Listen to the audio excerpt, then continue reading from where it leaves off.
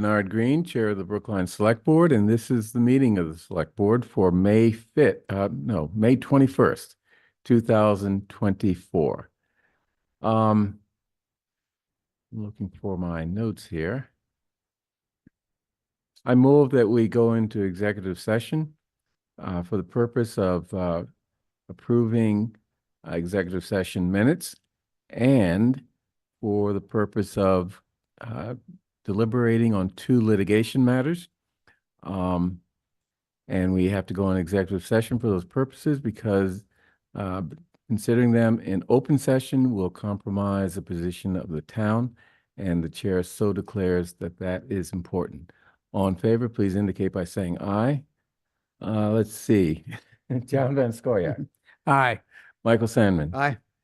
Paul Warren. Aye. David Perlman. Aye. And chair votes aye. Thank you. Okay. We will return after the executive session. Now you can.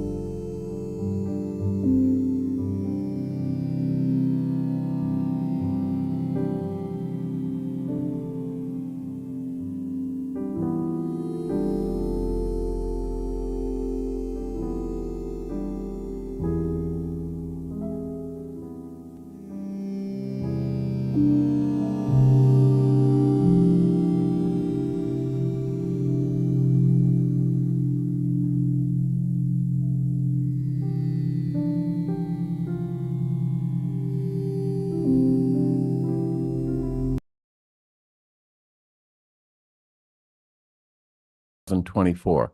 Let's start off with announcements Recording in and progress. dates Mhm. from the Select Board. I'd like to start off by congratulating Police Chief Jen Pastor, who received her master's degree in social work from Boston College on Monday. The chief is uniquely trained and qualified to head a department that for many years has had a community policing focus, which integrates crime prevention with working on the underlying factors that oftentimes are the cause of crime. Her training also recognizes that most people are good and can be diverted from criminal acts or can be rehabilitated when they step out of line.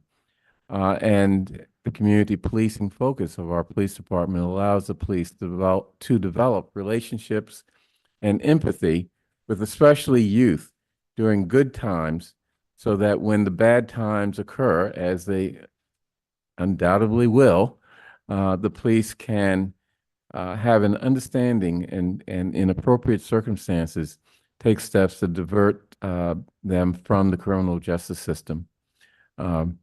So the fact that Jen Pastor is now has a master's in social work, I think really enhances her ability to uh, uh, develop or lead that aspect of the Brookline Police Department. So congratulations to Jen Pastor for her accomplishment as now a master in social work holder. So any other That's great. comments? John? Um, I'm going to defer on mentioning a couple of extraordinary actions by the Brookline Police Department this week, in hopes that maybe one of the colleagues here on the board would like to just do that acknowledgement. And if not, it can come back to me and and I'll do it. But I had a few meetings I wanted to highlight, and here they are. It just so happens that often a whole bunch of kind of more important than usual meetings occur in a 24 or 48-hour period, and we've got one of those situations. So tomorrow night, at 6 o'clock, there's going to be a very thorough review of the Washington Street Complete Streets Plan. There's been a lot of buzz about that plan in town. And if you want to learn about it, and if you want to speak your mind about it, that's going to be tomorrow night at 6 p.m. All of these are on the town calendar, on the town website, and that's where you can find information on how you can participate. At the same time, the Pierce School Building Committee is having a major community forum to bring people up to date on the project design for Pierce School, but also the construction logistics and schedule. And that's going to have a certain amount of impact on people in the immediate neighborhood of the school. And so it seems like a good meeting for people to attend if they have questions about the Pierce School project and the upcoming impacts. At 7 p.m. tomorrow night, the Comprehensive Plan Steering Committee, co-chaired by my colleague Paul Warren, is meeting. Also at 7 p.m., this committee that was formed after the last town meeting, called the Moderators Committee on Forms of Government, is going to be meeting. And as if that's not enough, on Thursday, a very important meeting as part of the next, excuse me, the next open space plan for Brookline. Every 7 years, we update our open space plan. And we are doing that right now through a series, including a series of public forums and meetings. One of those is happening tomorrow night at 7. That's Thursday at 7. So I just want to make sure people know about those meetings. And if they want to attend, they can find information on the town calendar.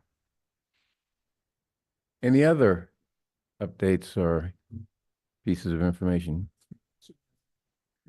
Yeah. Well, I defer to Paul. before we get into that type of news, let me just say that on Wednesday, Mike and I attended the Brookline Asian American Family Network Essay Contest Award ceremony. And I'd just like to mention that was a really very nice ceremony at the Coolidge Corner Theater, and 5 very impressive students read their essays describing some of the experiences they have had as Asian and South Asian individuals identifying Americans. The essays were insightful, and in my opinion, most importantly, they were not relevant and interesting only to Asian and South Asian people, but touched on the universality of their experiences that were also relevant and informative to those of us who are not Asian or South Asian. So I found that very, very interesting, um, informative, um, and relevant to a lot of things. The keynote speaker was Myra T. Lee, author of a book, Everything Here is Beautiful. Her presentation was very, very interesting also. So, Paul, did you want to? Well, I guess John had introduced the topic, but he had a number of updates. So I guess I'll speak to it briefly. We did have a very serious incident in South Brookline where two individuals were were attempting to enter a private residence.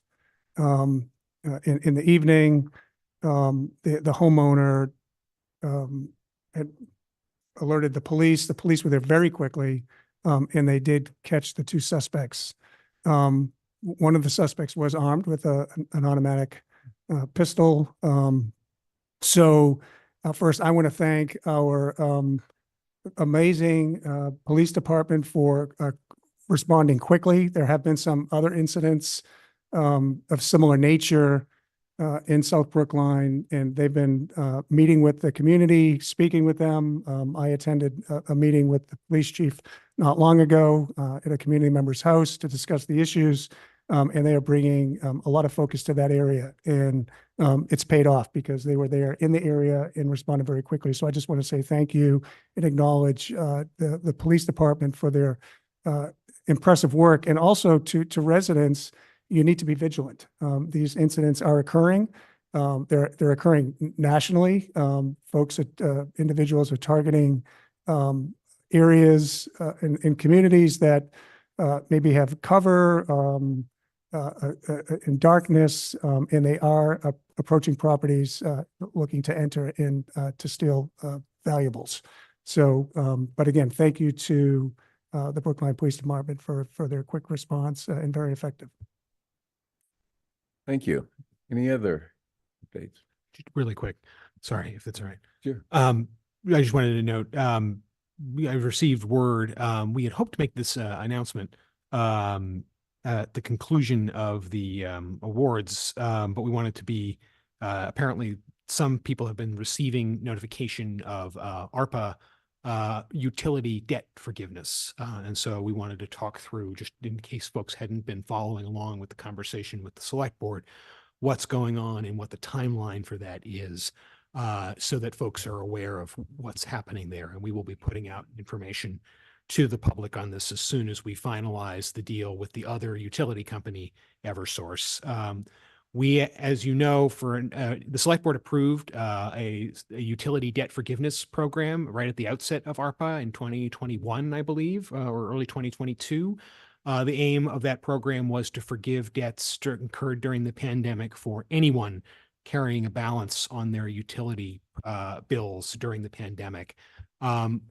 That program was put on hold, roll out to figure out how to make sure that it would comply with the law, particularly Massachusetts state law regarding public benefits, creation of a public benefit, and how it coincided or overlapped with the rules about ARPA, which talk about impact and disproportionate impact, individuals impacted by the pandemic and disproportionately impacted by the pandemic, and how the general public is not typically viewed as disproportionately or impacted by the pandemic relative to more discrete identified communities.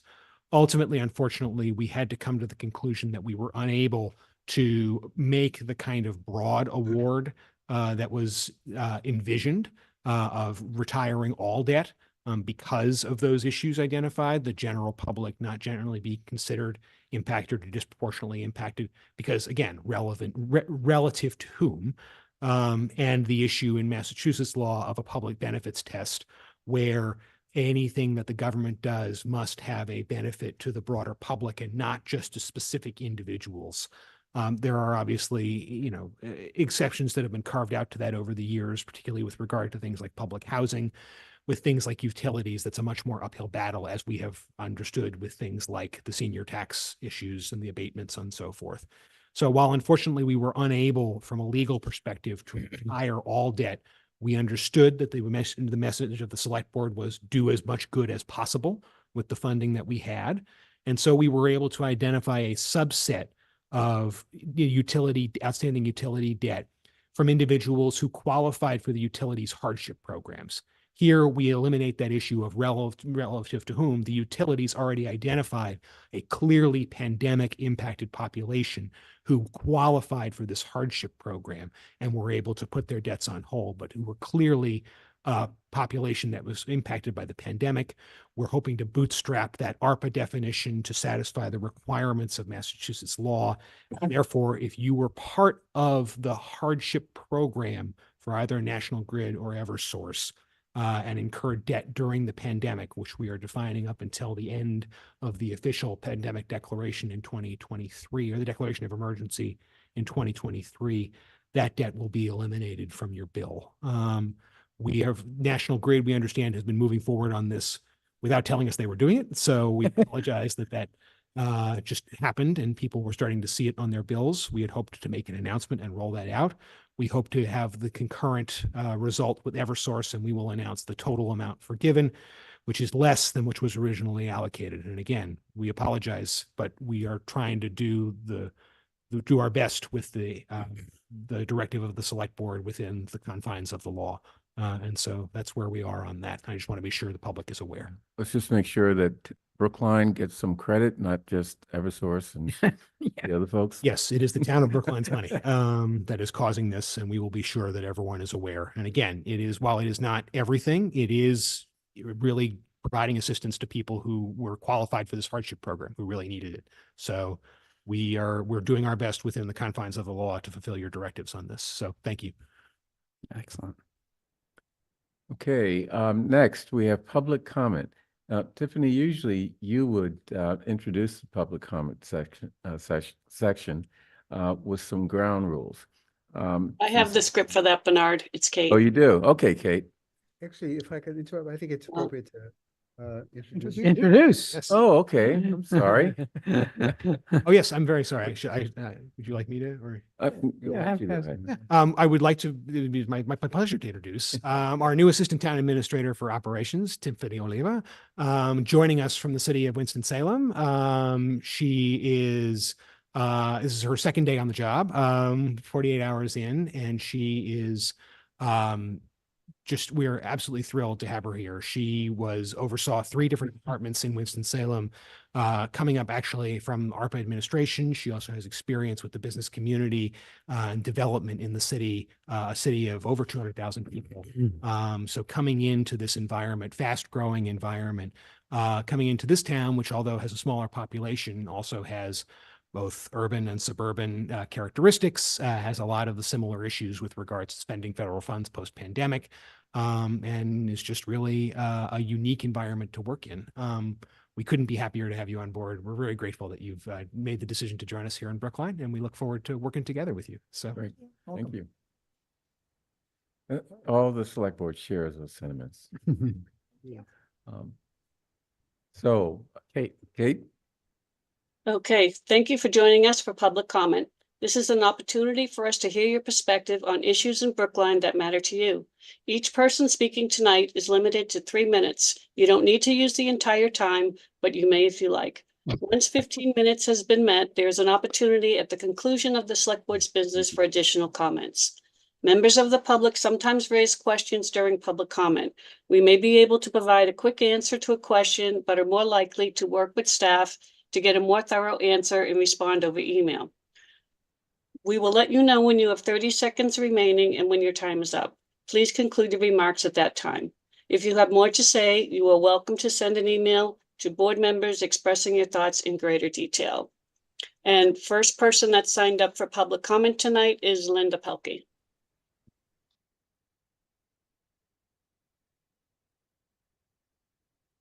I'm just promoting Linda now. Thank you.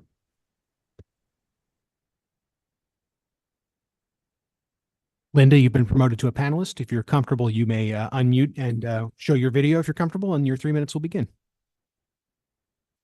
I'm trying to do the camera. It's not working. It keeps telling me unable to start video because the one- host has stopped it. Okay, well, start talking. We can hear you. Okay, all right. Yeah, thank you for letting me speak at public comment because technically I don't meet the definition because I am talking about a item on your agenda later, but I do have to be at advisory, so I really appreciate the indulgence. My name is Linda Olson Pelkey. I am a town meeting member in Precinct 17 and a member of the advisory committee on the land use subcommittee, and I was a former transportation board member, which I had to give up to be on the advisory committee. But I'm here to speak in favor of at least being open-minded about the idea of perhaps not allowing the curb cut on Harvard Street for the new Pierce School. I had shown up at numerous meetings and flagged this as an issue. You may recall that when we rezoned Harvard Street, one of the clear stipulations in that new zoning was no new curb cuts on Harvard Street. And I understand the Pierce School is not part of that zoning, but the concept and the theory and the reason why this is important all remain. I have attended several transportation board meetings on this, and the meeting when the decision was made to approve the curb cut, there were some team members from left field, the building project team, and I asked a few questions about the parking and the garage and why the curb cut was needed, et cetera. And it came to light that apparently the reason is that there is a split in the parking in the underground garage between the schools and the town, and it is manifest in the form of a fence cutting the parking garage in half. And it was opined that the reason for this was that the town and school could not figure out how to appropriately manage the shared parking, which frankly was really a disappointing reason for this eventual result. There is going to be a loss of parking. The transportation board did hear from business people who are concerned about that. And also just the unsafety aspect and the traffic flow aspect of this is going to be extremely dangerous and negative because currently left turns would be allowed into the garage, and it's really just going to be a congested mess. So I would hope that you might see this as an opportunity to do a reset here and avoid a dangerous situation and improve the pedestrian experience on Harvard Street. I am sure you will probably hear You do have grumbling. 30 seconds. Thank you. You will hear grumbling and fears of delays. And I would just point out this is a town-wide issue, and it is also going to be with us, the result of this, for many, many, many decades into the future. So please consider carefully. Thank you. Thank you. Kate, is there anyone else? Raise it. Could you? Okay. Bernard, online, there were 11 attendees and nobody else has used the hand raise feature to speak at public Okay. comment. Regina Frawley in the audience would like to speak. Thank you for doing the closed captions. Couple of procedural kind of things that I would like to address. First of all, when you do executive sessions based on former town council Jennifer Topazzo's decision, you should put in the name of the case so that the public at least knows we're not trying to interfere with your deliberation in private in order to affect the consequences, but that the public has a right to know what cases you have. In a similar vein, on your very disappointing, it's been going on for a while and I just didn't get around to complaining about it. You can't just have an omnibus item for the same line of reasoning where you say, well, we might vote on certain warrant articles and not name what they are. and you can't have an omnibus addition that says, and maybe some others. And you really, the public has a right to see what items you are. I hope you're still conforming with the agreement by 2 town administrators as well as 2 advisory committees that you'll give any petitioners 48 hours notice if their article is being reconsidered, not just considered, so that they have a chance to be here and speak to any questions. So those are the 2 procedural issues I think need to be addressed and ought to be addressed. Another is the question. I'll use my last minute for the question. A few weeks ago, I listened to how wonderful it was that we had the electricity rate that the town administrator has just announced was announced. The following week, I believe it was the next week, there was a shortage in the school electric thing. And it made me wonder, do we not also do the bidding approvals for the school side for their electricity? Or do we, in fact, have separate accounts delegated to each of the department heads? So it's a question I legitimately have. A quick answer? Sure. We do. We bid our, sorry, we'll make sure you have. We do, in regards to your question, yes, we do bid. We bid for our energy on a block basis across town-wide. So our energy rates are consistent across all of the buildings, including the schools. We just closed bids on the town- rates that will be going on for residential, consumers. But for us, we're on a slightly different schedule. Municipal buildings are on a different schedule. Those rates are set currently. We are in the process of finalizing the rates for beginning in FY27. So we're actually bidding out a fair distance. So once we have those finalized and can announce them, we'll let you know. But yes, we standardize those across our buildings as well. And those rates are standard wherever possible. So perhaps it was just something they wrote that said we're very much in Well, it's not about the rates, it's about the use. The rates are high, but the Mm. use is high too. okay. Thank you. In regards to the concern on the omnibus, we hear you. I will say that an amendment was received this morning. And so the select board not having a chance to meet before town meeting begins next Tuesday, it's important for the board to be able to consider things that come in that may otherwise be attempting to evade review. And so for that reason, that language is in there. I did give notice to the proponents of that amendment, so they are available. Good, So good. Are you planning to hold a select board meeting prior to Sure. town meeting? I don't want to get into a back and forth conversation, but yes, the select board will meet prior to town meeting. Thank you. On the day of. Okay, Kate, any other hands raised on the Zoom? There are 13 attendees and nobody's using the hand raise feature at this time. Okay, let's move on to miscellaneous items. I'd like to vote items 7A to 7Z in omnibus fashion unless any select board member would like to take any particular item out for discussion. Seeing none. I also note that items 7K to 7Z are items that were heard on Wednesday, May 15 at our licensing hearing meeting. And item 7H is the Arbor Day proclamation, which I'd like to read before we vote. And which is from a memorandum to the select board from Tom Brady, our conservation administrator, not our quarterback. He mentions that on June 1st, we will incorporate both a tree identification educational walk and tree planting demonstration into the Spring Fest event at Fisher Hill Reservoir.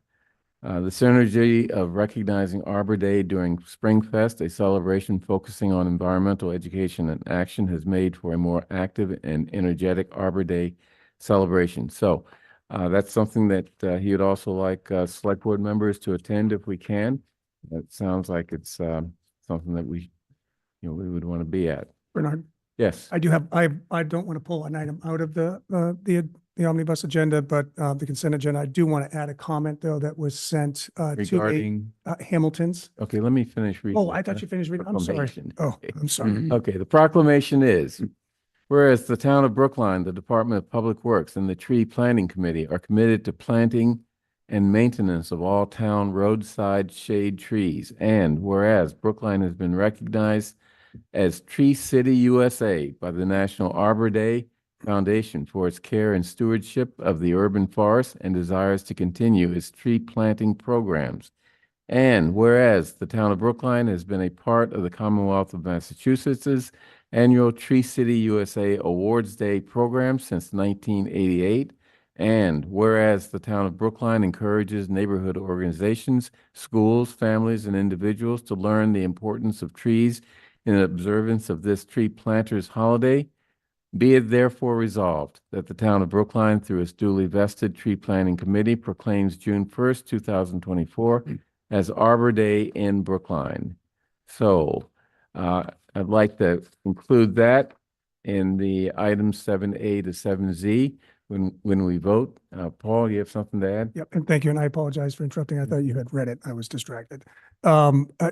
This does not need to be pulled out of the agenda, but I did receive a request from Chuck Schwartz, town meeting member from Precinct 9.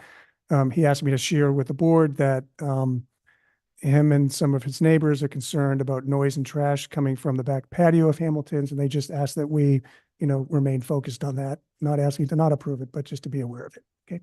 Great, thank you. Okay, with that, I now move approval of items 7A to 7Z, 26 altogether. All in favor, please indicate by saying aye. John Van Scoyac, Aye. Mike Sandman. Aye. Paul Warren. Aye. David Perlman. Aye. And chair votes aye. Okay. Next. Down my boards and commissions, we're going to approve the charge of the Select Board's Comprehensive Plan Steering Committee. Paul, would you like to sort of introduce that, or? Sure. This is, yep, thank you. This is an item that has been before us. We've seen the charge, or at least a draft version of it, and it was included in the distribution of the call for steering committee members. The charge was emailed to you this afternoon. I believe Kate sent it to you. We had feedback from 2 members of the steering committee, and they asked for some tweaks. And so those are in front of you. The changes include in paragraph 1, the first sentence, we are eliminating the word "and implementation." The sentence reads, "The Comprehensive Plan Steering Group is established to oversee the development and implementation of Brookline's comprehensive plan." The steering group is not going to oversee the implementation of the comprehensive plan. It is going to oversee and recommend the development of the comprehensive plan. So that's the first change, and that makes a lot of sense. The second is in paragraph 2, the charge reads, in full, the charge of the Comprehensive Plan Steering Committee is to facilitate the creation and recommendation. So we're adding and recommendation of a comprehensive plan that reflects the values and needs of Brookline by engaging stakeholders, fostering collaboration, and aiding the consultant. The steering committee will ensure that the comprehensive plan represents a collective vision for a vibrant, inclusive, and resilient community. So the amendment, the changes and recommendation, we wanted to make sure that the committee was aware and that the board knew that this committee would be putting forward a recommendation to the planning board, which ultimately by Mass General Law has to approve the comprehensive plan, but also the select board as well. So those are the 2 changes. And I guess I would offer it to you. Okay, let me add one other thing. Sure. I thought we discussed last time changing this from steering group to steering committee. It is a steering committee. Okay. There so- should not be steering group anywhere within it. We changed the name of it, and there was, I cut this, or I printed this out from the packet. the packet actually had group. There was a leftover group in there, and we changed it. The version that was emailed to you this afternoon, which we will post on the website for everybody to be able to see, has renamed everything. So it's consistent. It's the steering committee, not the steering group. Great. And importantly, because I think John raised this last week, importantly, it's very valid. This committee will be operating fully under open meeting law. All meetings will be published, publicly noticed. They'll be recorded, meeting minutes will be posted, materials will be available. Great. Any further discussion, John? Just one thing, the charge references, carry out the, blah, blah, blah, in the, RFP, request for proposals. Would it make sense to attach the RFP to this so that there's no question as to what we are referring to, in that paragraph? Sure, attach it for what purpose? I mean, it's. For reference. I think. Yes, for reference. On your website, it should be.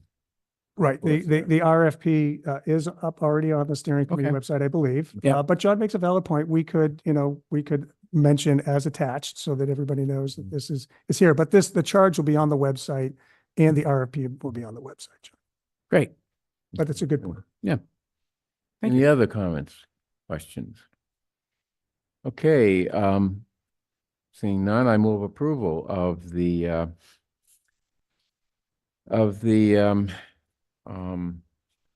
Comprehensive plan Comprehensive steering Plan committee Steering charge. Committee charge. All in favor, please indicate by saying aye. John Van Scoyac, Aye. Michael Sandman. Aye. Paul Warren. Aye. David Perlman. Aye. And chair votes aye. Thank you. Thank you. Next, boards and commissions, approval of the following candidates for appointment, reappointment to boards and commissions, Indigenous Peoples Celebration Committee. And we are proposing David Brick, who we interviewed last week. And I want to mention that I did talk to Felina, who's the chair of the committee, and asked her what she thought of the appointment. She was very enthusiastic about Mr. Brick joining the committee. As you heard last week, he's been very active in committee meetings and working with committee on a number of projects. So she thinks it's a great choice, and we do. I think we do too. But we'll see when we vote.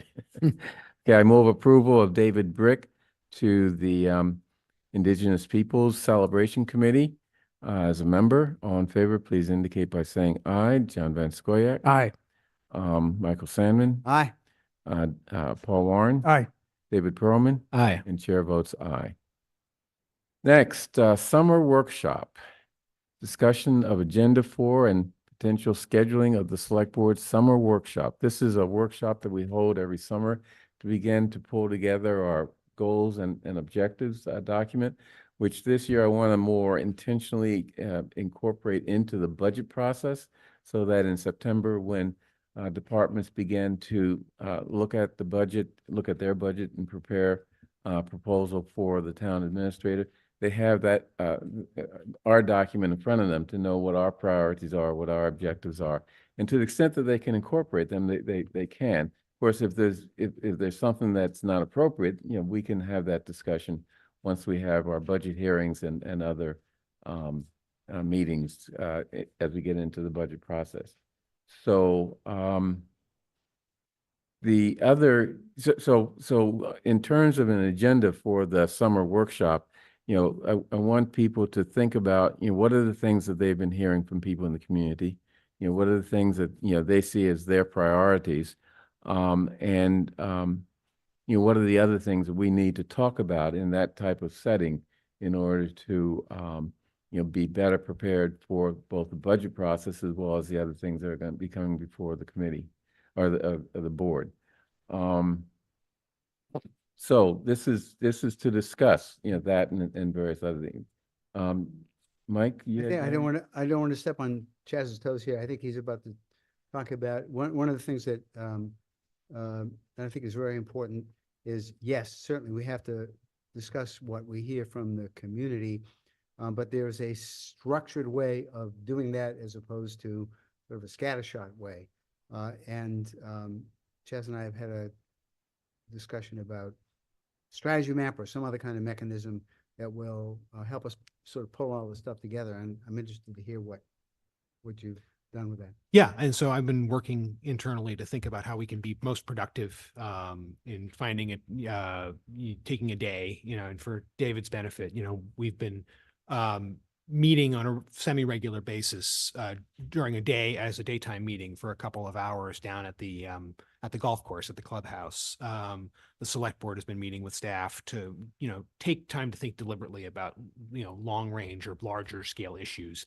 It started with the budget presentation historically in December, you were taking that out and doing it during the day. And now it's really sort of morphed into a quarterly as needed exercise. If there's obviously not a need for it, we wouldn't hold it. But I think given the chair's desire, and I think all the desires that staff have been hearing from all of you about wanting to be deliberate in setting goals early and often, that it would make sense to hold this meeting and to think about it in a more structured setting about, to develop, based on your prior goals and objectives document, a more deliberate process for identifying those yearly goals and objectives.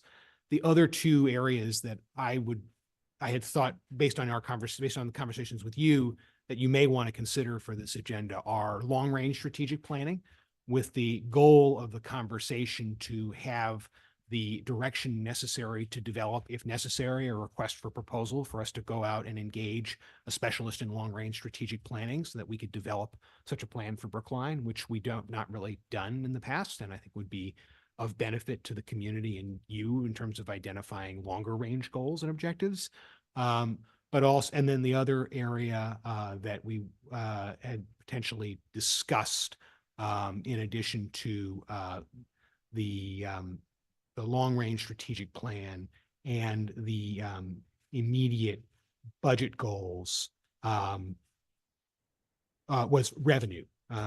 Revenue in particular, with a goal of potentially setting up at least a charge for a revenue working group. We are now in year 2 of the override process, that was passed in 2023, moving into year 3. And I think it's important to start early in thinking about when that override cycle concludes, what efforts can we be taking in the interim to demonstrate diversification of revenue? How can we demonstrate to the public that the current revenue projections are accurate? Something to be discussed potentially in relation to the amendment that was offered to the budget today. What can be done to diversify those revenue sources in the short, medium, and long term, so that if there is a need to go back to the community for additional tax revenue, that it be accompanied by a meaningful plan to demonstrate that we are not simply going hand in hand to the taxpayers, but are demonstrating a real diversification of revenue and long-range plans for financial stability. So those would be the 3 areas based on my conversations with you that I would recommend potentially you discuss, but I also, it is your workshop and staff want to figure out what you want to do and how you want to conduct it. Right.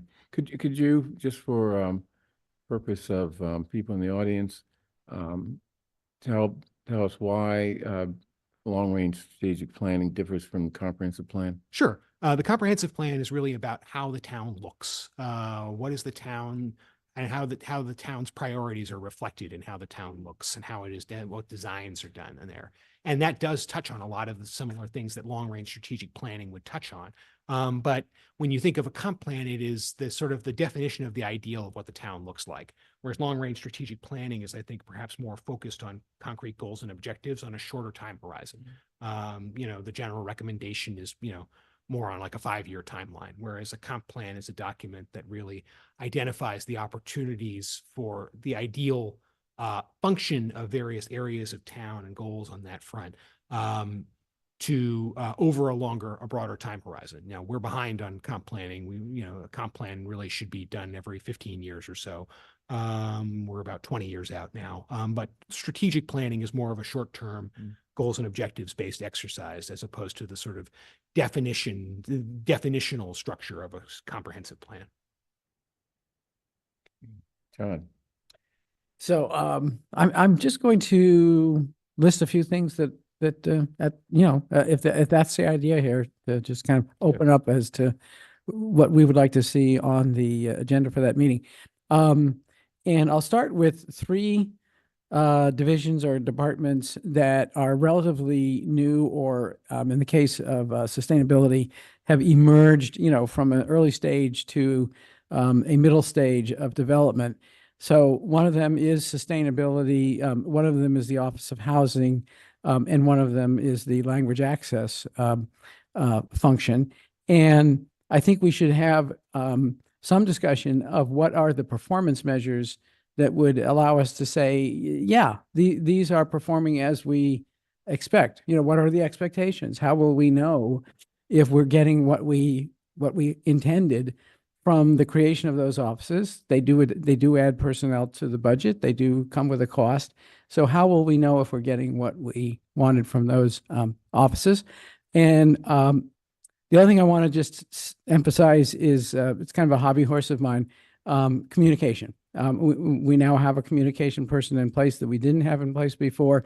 And I think we could have a very beneficial discussion about what is our, I would suspect you'll get 5 different definitions from the 5 select board members as to what is our definition of good communication. So I think we need to sharpen our definition of what are the examples of communication that meet our expectations as to how the town communicates with citizens and through what means, and what is the overall message that we want to bring to our communications, and how do we want to measure whether we are communicating effectively. So there's my contribution. Such Paul? as it is. I guess if we're going through a list, if it's We okay, can. I'll add a few. I guess this process, I think I mentioned this earlier when we were developing the budget. It would be helpful to revisit the free cash waterfall.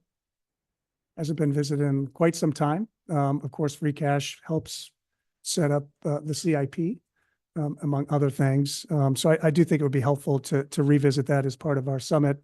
Maybe there's some recommendations that the town administrator has, or deputy town administrator, finance.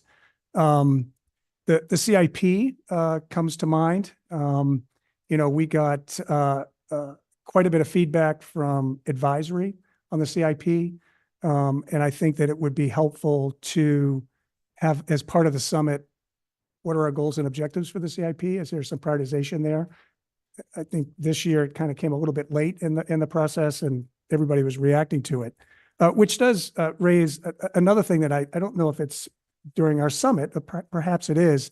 I'd like to see us have more collaboration with advisory during the planning process, so that they're not, receiving something so late and then turning, it would be better to collaborate, I think. Same with the schools, which we already do through the town school partnership. But if we could bring in advisory, I think we could get ahead of a lot of the problems that seem to creep up this past year. We had talked about quarterly budget summits. I'm hoping that we can think about how we would institute those on a quarterly basis. I know there was multiple parties that might be involved in that, but I do hope that we can cover that as part of the summit. And then the last thing, this is a little bit of a different idea. It would be informative if we could do I'm going to call it a budget benchmark, or a comparative analysis of Brookline to some set of peers that we think are similar to us in growth and density and challenges that we face. And just as a way to see, I'm not picking any department. I'm not saying schools or town or DPW, the whole thing. Ideally at the, probably at the kind of the department services level, and see, where do we stand? Are we ahead of, way ahead on some things, or behind? It might help inform a discussion if we look at a peer group and see, where we stand. Maybe we're way ahead on climate and behind on some other things. Not that we need to be like everybody else, but it could be very informative. I did quite a bit of this in business, and it was always helpful to compare yourself to others as a way of informing the process. Might be helpful. Yeah, So, Michael. Actually, I'm very familiar with benchmarking, the kind of thing that Yep. we're talking about. It can be very, very useful. You have to be very careful to benchmark the right things. You got to find the right peer group. Well, you have to find the right peer group and ask the right questions about, what is it you're I agree. trying to compare yourself to. If it's just, well, what's the percentage of budget that's spent, that doesn't really tell you how effective that money is being used. It's a lot of qualitative. I don't think I Okay. ran a Let's benchmarking not have business. Back and forth. Okay. With Mike. Right.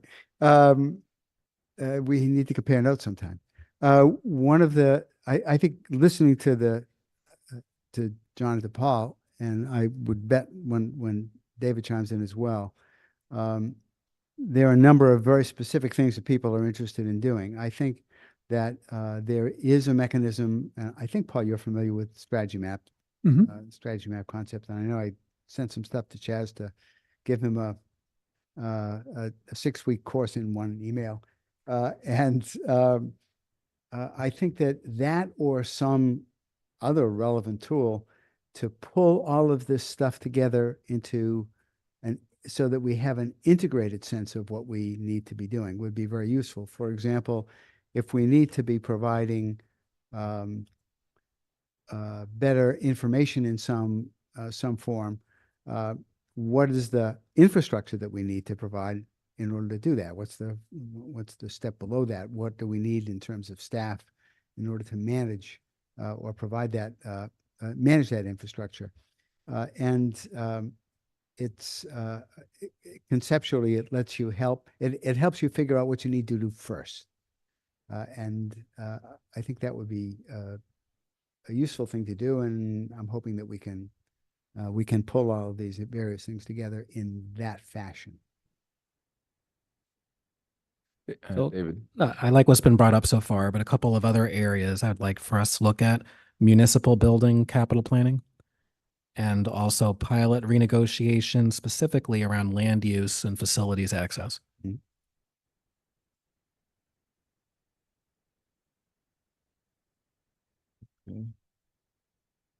I had one that I John. forgot. Well, we will soon find out the results of what was an initiative we haven't done in a couple of years, and that is the community survey. And I think we should clearly try to be informed by the results of that survey and have a discussion of the implications of the results of that survey. Great. I think this is enough for 2 summits. Yes, too. But what we'll do is Probably, I what I will try and do is I'll try and synthesize this into a proposed agenda. I will send it to the board. Obviously, if there are things that are missed, things that you wish to add, we can talk about how to set that agenda and just bring it up. The chair obviously sets the agenda, so whatever we need, we'll try and build out as effective a schedule as we can to give the amount of time necessary to these issues. If there are things that might not make it into the kind of workshop agenda, the next item of business on this calendar, if you want to take it together, is your summer schedule.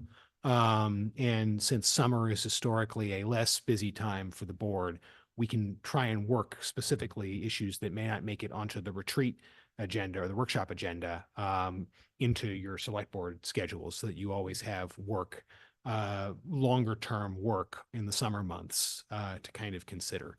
In terms of the date for the workshop, I had just been looking at town meeting schedule and your schedule and thinking the possibility of Tuesday, June 18th during the day. We usually meet from 9 to 3 with a break for lunch. We could obviously meet 9 to 3:30 or 9 to 4, depending on how much work you have, but we do tend to get less productive in the afternoon. What is June 18th a possibility for the members of the board? Let's see. It works for me. We can obviously, that's not. Yeah, we don't- We'll yeah. check, sure. I would be willing to stretch it out a little bit too, if we think we need 2 sessions. I know we were running out of gas last time, and they are long, exhausting days. I think if maybe, we did it over 2 days, I'd be open to that as well. Sure. Yeah, agree. I think the thought for your schedule for the summer, given the sort of people's holidays and so forth, would be to meet if the workshop is June 18th, then to meet the following week on June 25th as part of your regular meetings, and then meet every other week from there through the end of August. So last year we had 1 meeting in August. That was not enough. We got backed up with work for you, and we would rather you meet on a regular basis. I know that could be tough for folks who take vacation in August, but if that's possible, we'd love to have you. But the thought would be June 25th, July 9th, July 23rd, August 6th, and August 20th. Okay. And obviously, if there's the need to meet more frequently, we can do that as well. So my, I may have a counter view on this. I was actually never a fan of reduced schedule for the select board. I think there's lots to do. We have many issues to face. The public, appreciates the access and the update as to what the town is doing, what we're doing. And I, for one, would, prefer not to have a summer schedule, and stick with the similar schedule. That would be my views. I think if we're traveling and remote, certainly we can maintain a quorum. But that's my preference, is to stay with a regular schedule that we have throughout the year and not, kind of go into summer mode. Yeah, let me just say that, the purpose for, this reduced schedule is to give us volunteer,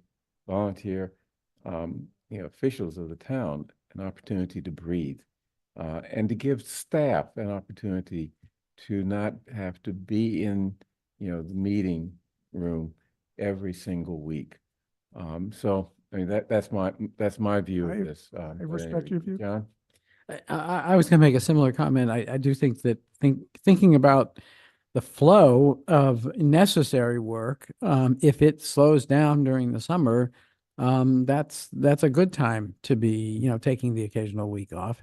And there is the staff to consider, and many of them are going to want to take their hard-earned time off during the summer. And so, given the flow of work presumably being less, given the need to schedule staff vacations and the desire of members of the select board, understandably, to have their own vacation time.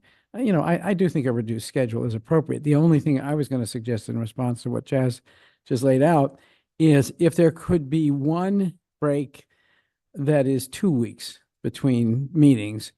Having recently had the experience of, I thought I was being smart and had figured out how to do a 2-week vacation that only would miss one meeting, and then there was a late scheduled meeting, and having missed 2 meetings in a row, I wouldn't want to do that again, frankly. And if we can, and yet summer vacations often tend to be, you book a place wherever on the Cape or wherever for a couple of weeks. So if there's any way to have at least one break that's 2 weeks, that would be a good time for those of us who are kind of trying to figure out, is there any possibility of doing a, kind of a 2-week trip or whatever? We'd at least have the option of doing that without missing a meeting, or maybe missing one meeting at most. We could do, instead of the 20th of August, the 27th. You could do I that. think that's consistent with what we've done in the past. Yep. You could also, if you want to take it at the beginning of August, you could do the 13th of August as opposed to the 6th, and then you have that break from July to early August. I'm just thinking of people because that's Memorial Day weekend or Labor Day weekend going into it, and people tend to take that week off, the prior week off, or the subsequent week off. I do. So maybe you do the well, no, then you get kind of thrown and you're doing 2 days. We'll take a look at this and we'll poll members Whatever. of the board. Yeah. But we just wanted to put this in your head, the idea of what you'd like your summer schedule to look like. So Do you have any comments, Yeah, Mike or David? Paul's comment was interesting. I think that to have sort of routine meetings all the way through the summer is just not necessary. Yeah, I don't think I think right now we're in a schedule of, we're 3 weeks a month, Right. right? Yeah. We take we take a week off. I'm saying to continue that through the summer, but again, I said, I'm probably the anomaly on the board here. Well, but what I was going to suggest is that if we have that third meeting during the month, that we take a topic or that we do something that we don't normally have time to do in regular meetings. I just comes to mind because the chair of the transportation board is sitting out there. It would be very interesting to have the transportation board or the planning board to come and make have a discussion with them about what they're doing and what they see as being issues for the community and how they're able to, the resources that they need to respond to those issues. And there are certainly a half a dozen at least boards and commissions that I think would be very interesting to hear from, and we don't have a chance to do that. Yeah. Now that Tiffany's on board, we can begin to continue the process we began earlier Yeah. of setting up regular times for boards and Yeah, committees good.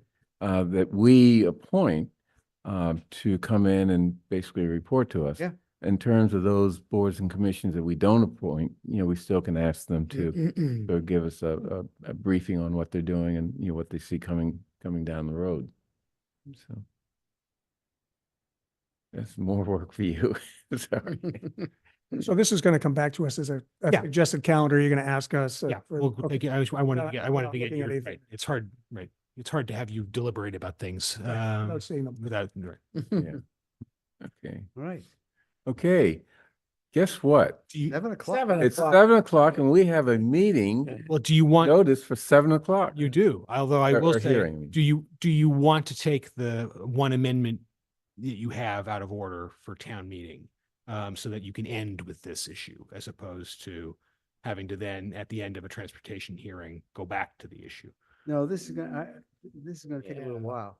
Well, Yeah. That's what he's saying. that's what I'm saying. So you take your last. Let's take the budget amendment. Well, the budget amendments can I take a know, little that's what while I too. meant. Budget amendment's gonna have. Well, who, some and who comments. has to join us for the budget amendment? Well, the petitioner or The petitioner's invited. I believe they're present, but they're on now if you want to hear from the petitioner. Well, truthfully, I'd rather defer to the people who have a expectation of a 7 o'clock hearing. Yeah. So- And we very seldom meet or are able to hold the hearing the time it is noticed for. And since we can do that today, let's take advantage of that. Well, We're good- so unused to doing it. It was flabbergasted. Hurry up, don't ruin it. It's now 7:05. Okay. Okay, so how are we running this? You have two separate hearings noticed, for similar issues regarding decisions of the Transportation Board that were made. Regarding, the Pierce project, Right. one regarding a left turn lane and one regarding the placement of a garage exit and a curb cut onto Harvard Street. And so those are noticed, and I believe you had budgeted 10 minutes for each appeal to make their point total. So, there are multiple appellants, but the thought was that each group gets 10 minutes. There will then be 15 minutes for the project team, which brought the request to respond. You would hear from the chair of the Transportation Board representing the board on their decision and recommendation to you, and then you would hear public comment. And then you would be able to make a determination. And as always, your determinations are very broad. You can approve the decision, you can remand the decision back to the Transportation Right. Board, you can reject the decision. So we don't have a script for that, so it's No. just going to be, or yes. Can I just ask one question as I'm listening? Of the three options, is there a fourth one where we can also modify the Yes. appeal and come up with a different decision, or does it have to be based on what the appeal is? Usually the best practice is you should remand to the board with instructions so that Okay. they can make the determination. Okay. Thank you. Mike, you have Yeah, my recollection of of the bylaw that created this process, because it created a process when previously there was no opportunity for appeal of Transportation Board hearings, is that it's only the first two options that we have, that we can't we can't reject a decision. We can only send it back if the Transportation Board then doesn't change its mind, and we can then overturn the decision. Hmm. There's an extra loop. Thank you for that reminder. That had escaped my memory, but I will double check on that. Yeah, I think My that- recollection, yeah, I will. so it's either approve or remand. Right. John? Yeah, and I asked this question because somebody raised this possibility in a conversation with me today, and I had not thought of this before. I hadn't heard of it before. Is there at the end of the process, if the appellants still have not achieved satisfaction with their appeal of the Transportation Board decision, can they then take that to town meeting? Yes, that is the final stage of any appeal. If appellants are still dissatisfied at the end of it, it will be placed on the warrant for the next town meeting, Mhm. which you set, so you can call a special if you need to. And then the decision would need to be in order to overturn the decision, it needs a 2/3 vote of town meeting. Okay. And the standard there is that it's arbitrary or dangerous. It's a high standard for overturning. It's Okay. not just, we don't like it. Okay. Okay, so let's start off with presentations by the appellants here. Is it John Ebert gonna do the presentation? Would you like to take item 9 or item 10? Well, what's first on the agenda here? I believe item 10 is listed first on the agenda. It's in reverse order.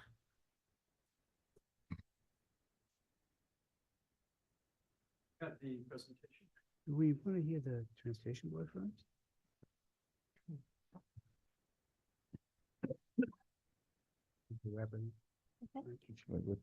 That's it. Right. You should be able to just scroll down through. Right, so I'll advance it. Right. Yep.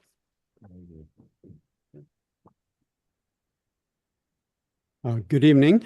Good evening. Select Okay, board. so you have 10 minutes and then Brian is gonna have what, wait. 15 minutes? Well, so no, then these group of petitioners has 10 minutes. The Mhm. group talking about item 9 has 10 minutes. And Okay, then, so the- we'll take them consecutively. yes, Okay. and then the design group, which asked for these things, has 15 minutes to respond. And we're going to be asked to look at a number of things on the screen. Can the captions be moved Yeah. so that we can see the things on the screen? Yeah. Right. Okay, the design group has 15 minutes. When is Brian gonna? Brian speaks at the end of that. Okay. Don't go anywhere.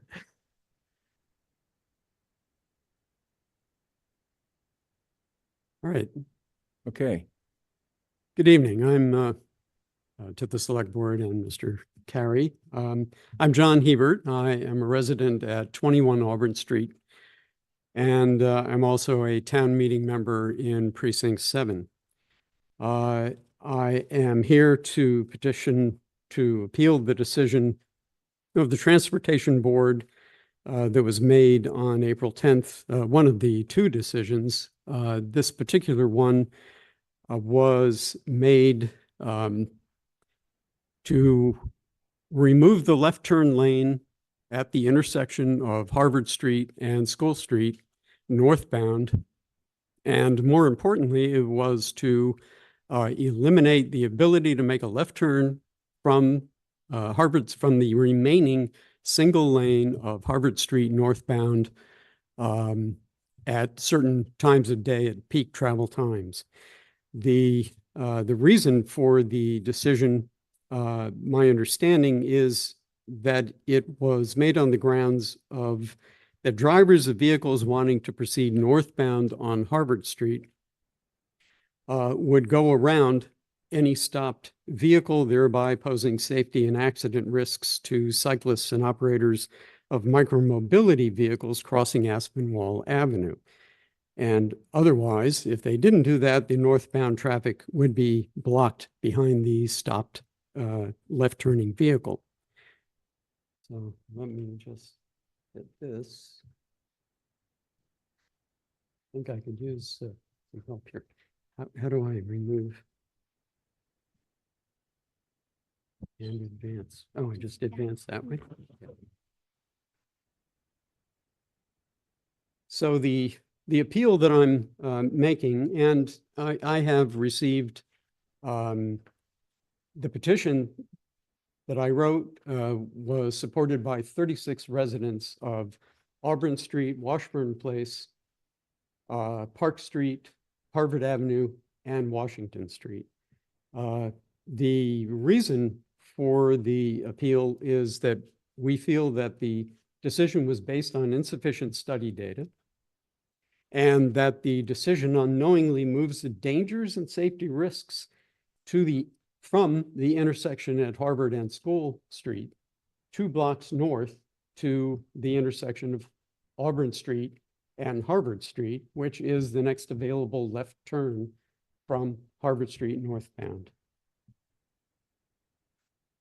We believe that the complexity of this intersection adds to both of those problems. So there are 2 traffic analyses that were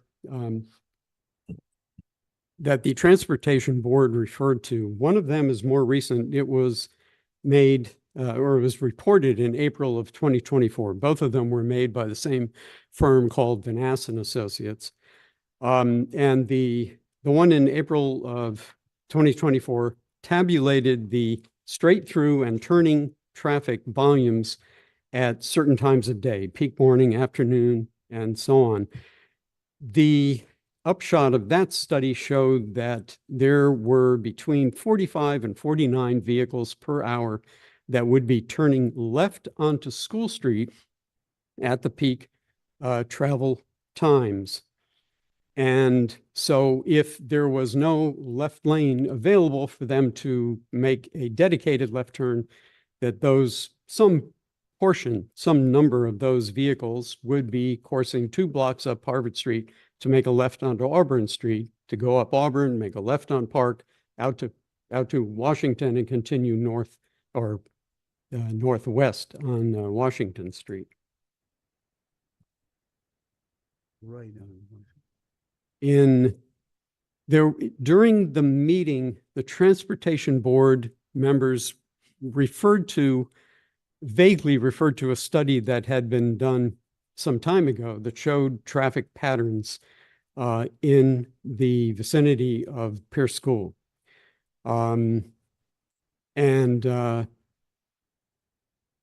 I was kindly sent this presentation. It came in late in the game, but I received it after I had submitted my petition, but it tends to bolster the argument. What that traffic impact assessment did, which you can see just a cover of here, it evaluated different traffic patterns for School Street and assessed the impact. It studied 21 intersections near Pierce School. It did not consider the impact of removing a left turn lane from Harvard Street northbound because it wasn't on the table at the time. However, it did observe and comment on high pedestrian volumes and the fact that the Pierce School study area is a walking community, as we'll see more of in a bit here. So the study area, I almost have to point it out because it's a little murky here. It runs from on the top left, Auburn Street, along Park Street, going counterclockwise, along Washington, down Cypress, along Route 9 to around the Brook House, comes back up, and then courses up Harvard Street, takes a jog to include Aspen Mall and a bit of St. Paul, and then completes the circuit at Auburn Street again. What is notable about this is that in this study, as you can see in the circled area, there's something missing here. It's not a straight line across for whatever reason. And if I zero in on this, you'll see that the thing that is omitted is the intersection of Harvard Street and Auburn Street. It turns out that this intersection is extremely busy.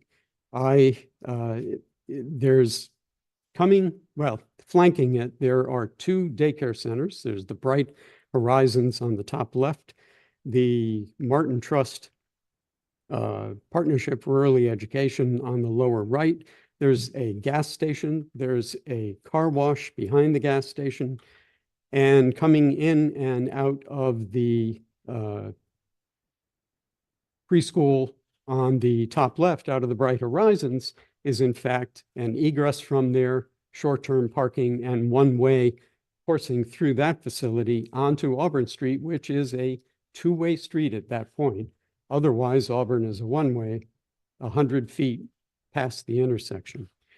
I counted, you have to pardon the crudeness of the drawing here, because I didn't have a program to do it, but I counted that there are 22 possible turns within 100 feet of this intersection.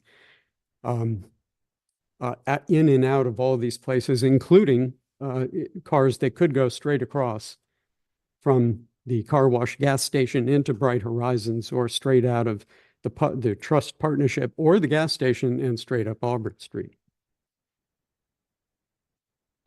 In the study that was done in May 2022 by Vanass Associates, this is a stylized drawing of the area of the intersection. You have 2 minutes, sorry. 2 minutes. Thank you. Of Harvard and Auburn. You notice that it points it out as a one-way street and that it is shown as being perpendicular. Auburn is not perpendicular. It's an oblique angle coming up from Harvard Street that encourages drivers to cut the corner and go more quickly onto Auburn Street. And there are almost always pedestrians crossing that street at the time. As is evidenced by here, there's a car exiting Auburn Street. We're looking up Auburn toward Park.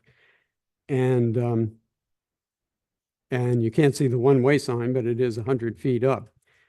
Complicating matters, there's also cars that are oftentimes parked there during no parking times. This was taken at 8:18 a.m. last Friday morning during a no parking time. And there is often micromobility, as you can see from this example of very micromobility. And these little things are all the rage. And that's not the only thing that we see coming down Harvard Street. There are skateboards, motorized skateboards. There are an amazing number of vehicles. And as a driver making that left turn onto Auburn, it is downright dangerous and extremely difficult to see everything all at the same time. You do have 30 seconds. The core Pierce School District extends far beyond the study area, which is in blue from that May 2022 study. And a lot of that population comes down Harvard Street, which is very much a part of a walking community. That study pointed out that 81% of Pierce students walk to school, that the area itself is a walking community with hundreds of pedestrians per hour at the study area intersections, and the presence of students was clear, especially at peak travel times. And in conclusion, Thank you. we believe it's a very risky intersection, much more so than the intersection of Harvard Street, School, and Aspen Mall, which is much more predictable. That is time. Thank you. Thank you. Next, we're supposed to listen to the other petitioner. Correct. Okay, sorry. My name is Barbara Hebert. I live in the Pierce School neighborhood, and I've lived there for many years. And I'm a co-petitioner with Carol McBain about the curb cut decision and in an effort to restore the 3 parking spaces on Harvard Street. Thank you for the opportunity to speak on this issue. Carol McBain and I, along with 300 community members, Brookline community members, attended many of the meetings held by the Brookline Department of Planning and Community Development last year to create the new Harvard Street zoning plan as part of the MBTA Communities Act. The plan was overwhelmingly approved at special town meeting in November of 2023.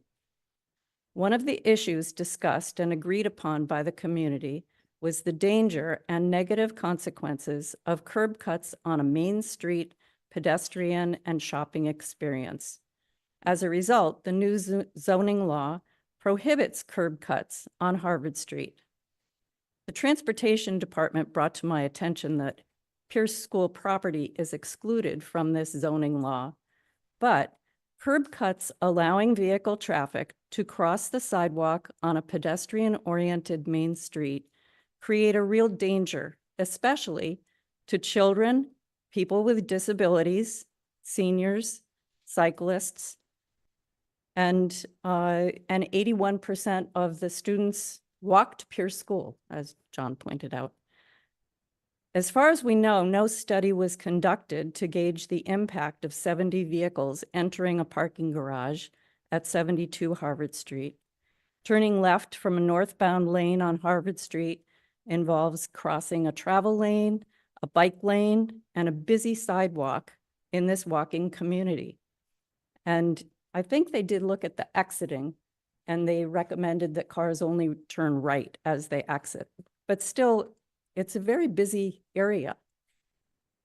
Brookline's desire is to create the new Pierce School to be accessible to all, and to be a welcoming environment to 800 students and their families. And we're asking that you please take a second look at the entrance to the staff parking garage.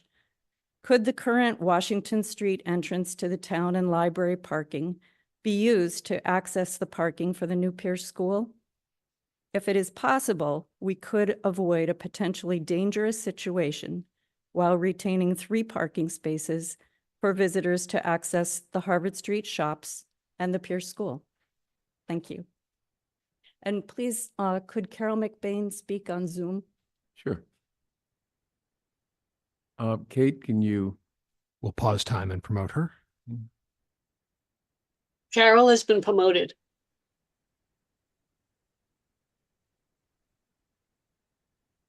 Okay, I'm Carol McBain, also a neighbor of the Pierce School and a co-sponsor of this petition. So thank you for the opportunity to speak tonight. We only had a short time to get feedback after learning of the Transportation Board's decision and dreaded knocking on hundreds of doors to find supporters. Beyond all expectations, everyone answered their door, and our neighbors in the Auburn and Greeno Street areas overwhelmingly supported keeping these spaces for the community. They are needed both by business patrons and school visitors who can't use the garage. An even more important issue is pedestrian safety. A curb cut in this location, particularly if the sidewalk is widened and the left turn lane is eliminated as planned, would negate all efforts to enhance the pedestrian experience. A wide sidewalk allows people to walk side by side at different speeds, so the flow of foot traffic could be constant at busy times. Often pedestrians do not even notice turning cars, much less stop for them.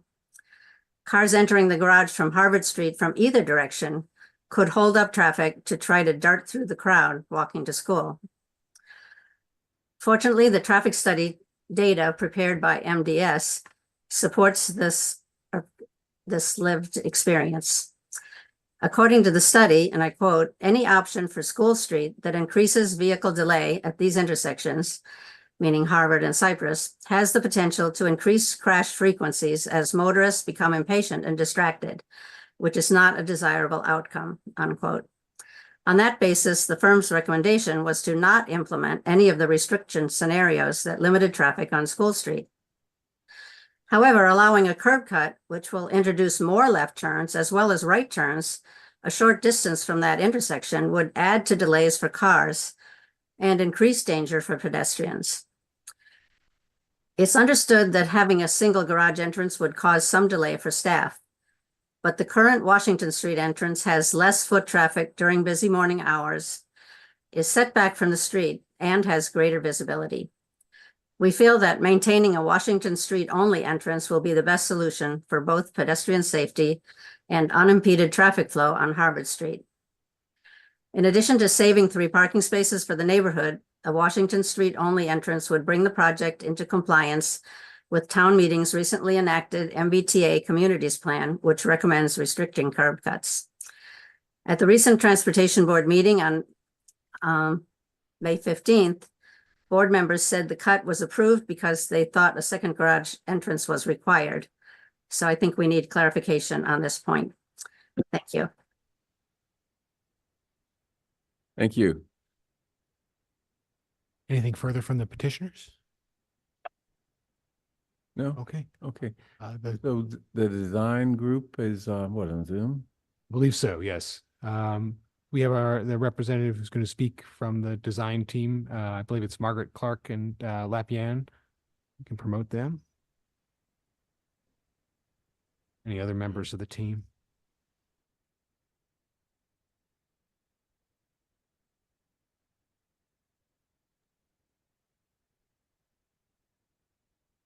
Daniel Martin.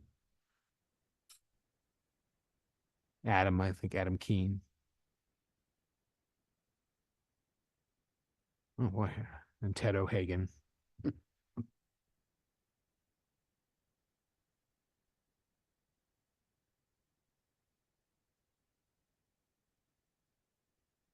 Okay, members of the design team, you have 15 minutes to present to the select board. Margaret, do we need an introduction to this, or should we get right to Ted? Well, yeah, Ted and I are going to do the presentation for you all tonight. And I have the slides, so I'll be sharing. So I'll do that if you, can someone enable participant sharing? We typically, well, this is a hearing. This is different. All right, we'll try and enable that sharing for you. I believe it's enabled. You go ahead and try to share. It's not letting me.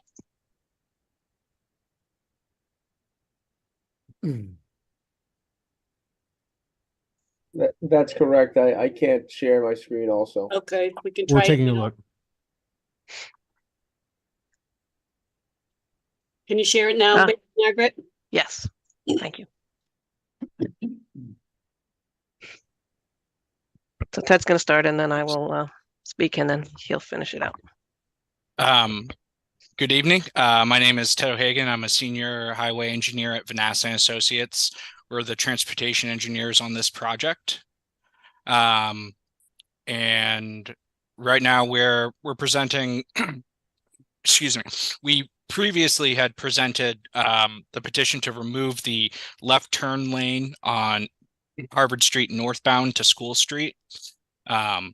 This originally stemmed from our presentation to the Transportation Board about the removal of the parking spaces. As part of that discussion, the Transportation Board had asked us to evaluate eliminating the left turn lane and installing a floating bus stop to improve the pedestrian experience in this location. So we looked into the analysis. We determined that the elimination of the left turn lane would see a decrease in delays at the intersection. However, there was not enough width to provide a proper floating bus stop. So with the elimination of the left turn lane, we've opted to bump out the sidewalk to provide better pedestrian accommodations and waiting areas at the bus stop, along with a buffered bike lane. Today, the bike lane pulls in and is a concerning conflict with the existing bus stop. And when we presented to the Transportation Board, it was determined that, or they approved the removal of the left turn lane and the restriction of left turns during peak hour. So cars would still be able to make a left turn during off-peak periods at the intersection. And ultimately, we found that this was a decrease overall in the delays for all the approaches.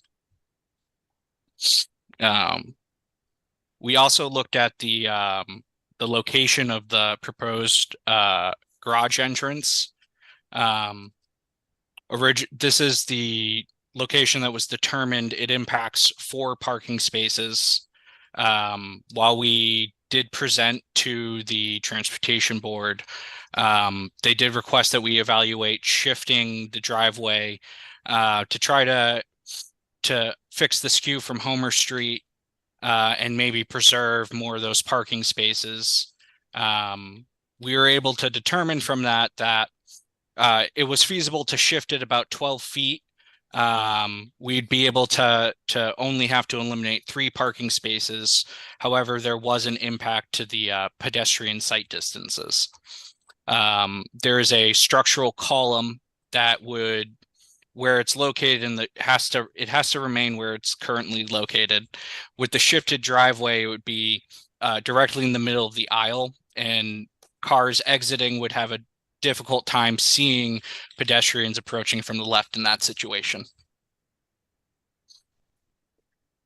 So we took a look at what the shift, if we expanded the pedestrian area on the school side, the advantages that it would have. You can see this red line here. If I zoom in, what is the current alignment of the street? Having that extra space just allows, instead of just a sidewalk immediately adjacent to the street, it allows us to have planting and seating areas and an expanded area for spill out from the entry to the Harvard Street entry to the school for after-hours use of the multipurpose room or gymnasium.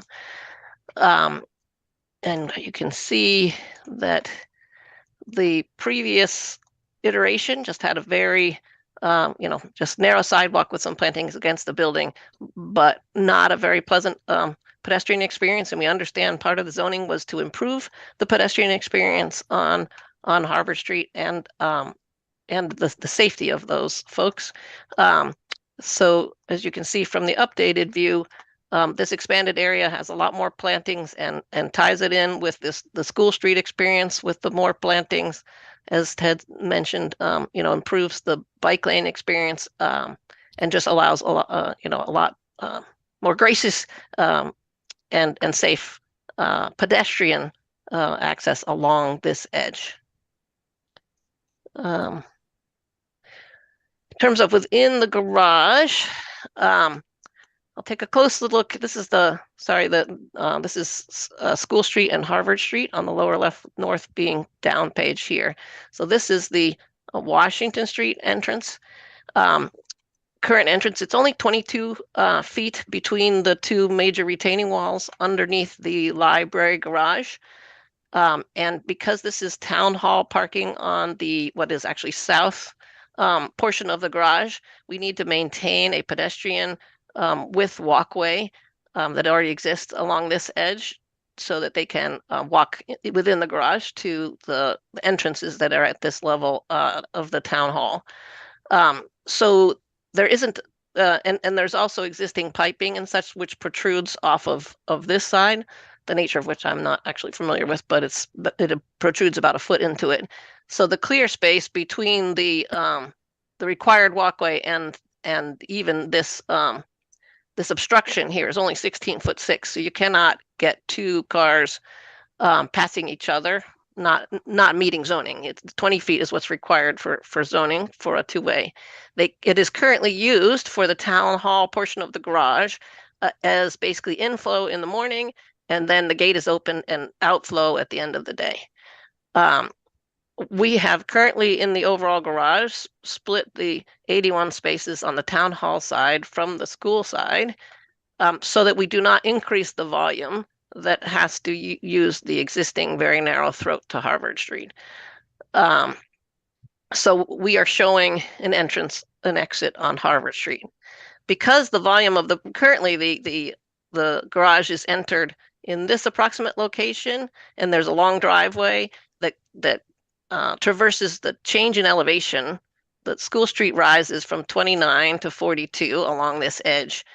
The existing driveway drops down so you can get under those two garages. We had to build out the building in order to get the expanded program and get accessible entrances on all sides at 3 different levels. We had to build out the building towards School Street. So it's no longer feasible to enter the garage from this side because you would hit the top of the car coming out that edge under the floor above. And we couldn't raise that floor above and still get to it in an accessible manner from School Street. So the School Street entrance is just not feasible. So we were showing it on Harvard Street. There's an additional 62 cars on this side. We do not recommend worsening the existing non-compliant condition of this drive by adding 62 cars to the other side. Relative to the driveway shift, I'll just note that at that entrance, we have to provide accessible parking. The location that we're currently showing here allows for 1 parking space plus the handicap parking here right next to the vestibule, because they are required to be the closest spots. So we can only eliminate this 1 spot in shifting the driveway. Otherwise, either it would go to, I'll show back on this one, either it would go to a compact spot here, which would not be an equivalent spot, or it would go to a farther spot, which is not allowed, to put the 3rd spot in either of the next locations. So we could only shift it by that 1 spot. So we looked at that, and as Ted mentioned, when you shift it to make the Is it raining? three accessible spots, It's bringing in.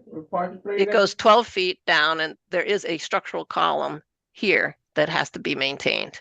And that's what Ted was referring to in terms of, sorry, we'll just zoom in there, the site distances. You want to just note that, Ted? Yes, so this is the structural column.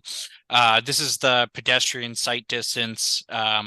Ideally, in this situation, you can see that if a pedestrian is further out on the sidewalk, that the structural column blocks the line of sight. With the with the driveway in its original location, where it impacts the forest spots, there's no real impact to the site distance from any columns. And we're providing some landscape areas and raised planters to keep pedestrians away from any blind spots caused by the building itself.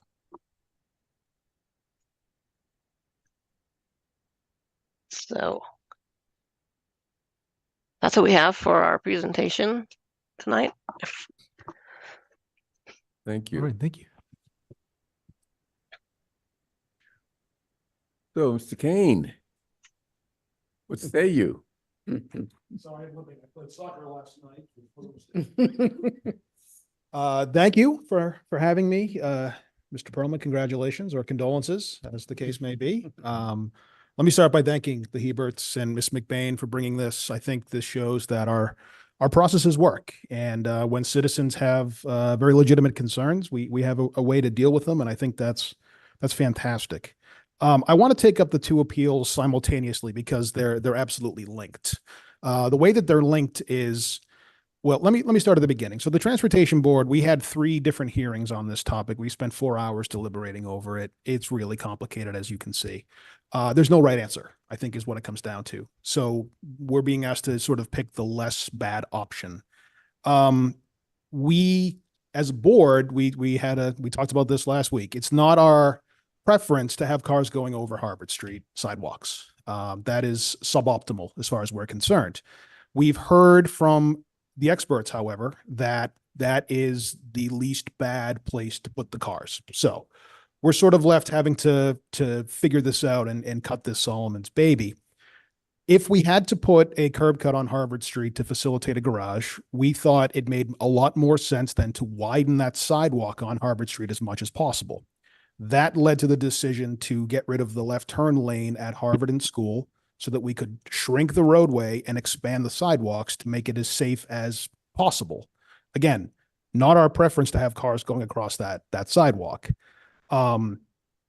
We also were told by several folks that what was on offer was a critical path decision that had to be made to get the project to continue. All of us lived through the override last year. We know how important this is to our community and to our town.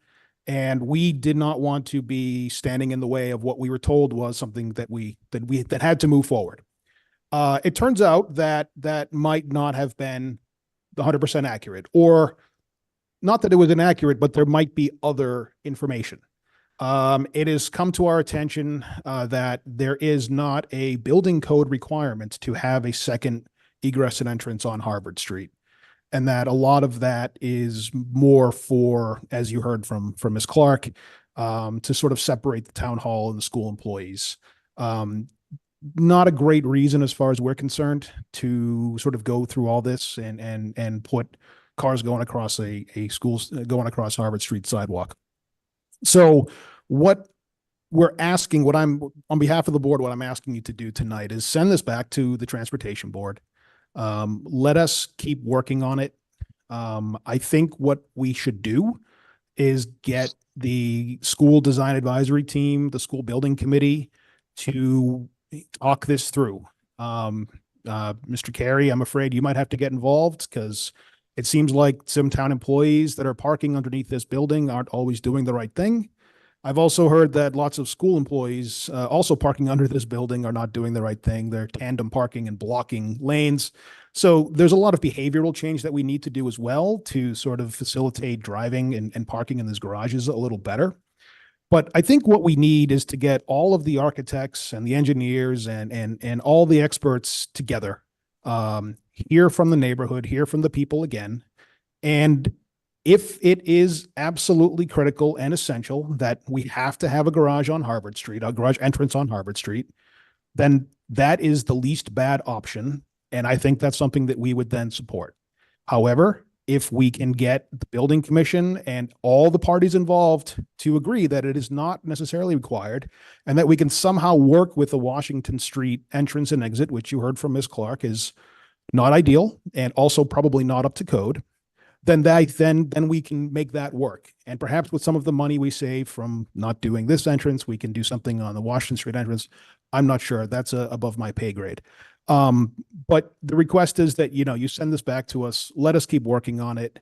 There are many questions that continue to need answers, and I, for one, would like the chance to get them. So thank you very much. Mike. Thank you. Okay, what we're going to do is get questions from the board. Yep. And then open it up to the public. Right. So I attended the Transportation Board meeting, and I have to say, I was in Brian's position for a few years. And so I know that sometimes you come up against doing things that are least bad, but I would say that I think sending traffic north on Harvard Street to turn left on Auburn and then down to Washington, down to Park and then to Washington is really, that's a really terrible idea. Yeah. One of the things that was discussed when Pierce was being designed was whether or not to close School Street. And I thought that was a really terrible idea.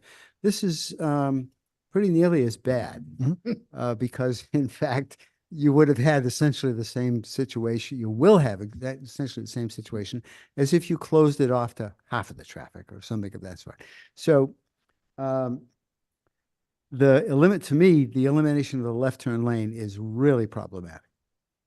I think having just tonight driven down that relatively that not up to code driveway, the one thing I'll say about it is timing. In the morning, traffic is flowing in the afternoon, it's flowing out. There's not much conflict between drivers, and I recognize that we may have to come up to code or find another solution. But if we can possibly think about how that driveway can be used as the sole entrance and exit in a safe way. I mean, you can put warning lights up, that are triggered when one car is coming in. You can put a light at the other end to make sure that another car doesn't try to come out. So there are some relatively simple fixes to that. But anything you can do to not have to send traffic left onto Harvard Ave is a really good idea. You get no disagreement over here. Yep. No. Paul. Yep. Just a quick, first I have a question. What is a floating bus stop? It's a bus stop that is not on the sidewalk itself. It's sort of there's a bike lane in between the sidewalk and the bus stop. Okay. It floats in this middle of the street, basically. I see. It's okay. I wish it was on water. That's helpful. Well, I have a similar view of the situation as Mike. On my way here, I purposely drove down Harvard Street. Imagined that you couldn't take a left turn onto School, which is where I would go in order to come to the garage to get underneath. And I was going to take the left, and then I realized, the first left is a one-way, right? And so I thought to myself, do I want to go all the way down? I might be late for the meeting. So what did I do? I banged a U-turn on Harvard Street so I could then turn right onto School Street. That's now on the record. Yeah, my wife must have been advising you. Allegedly. That's now on the record.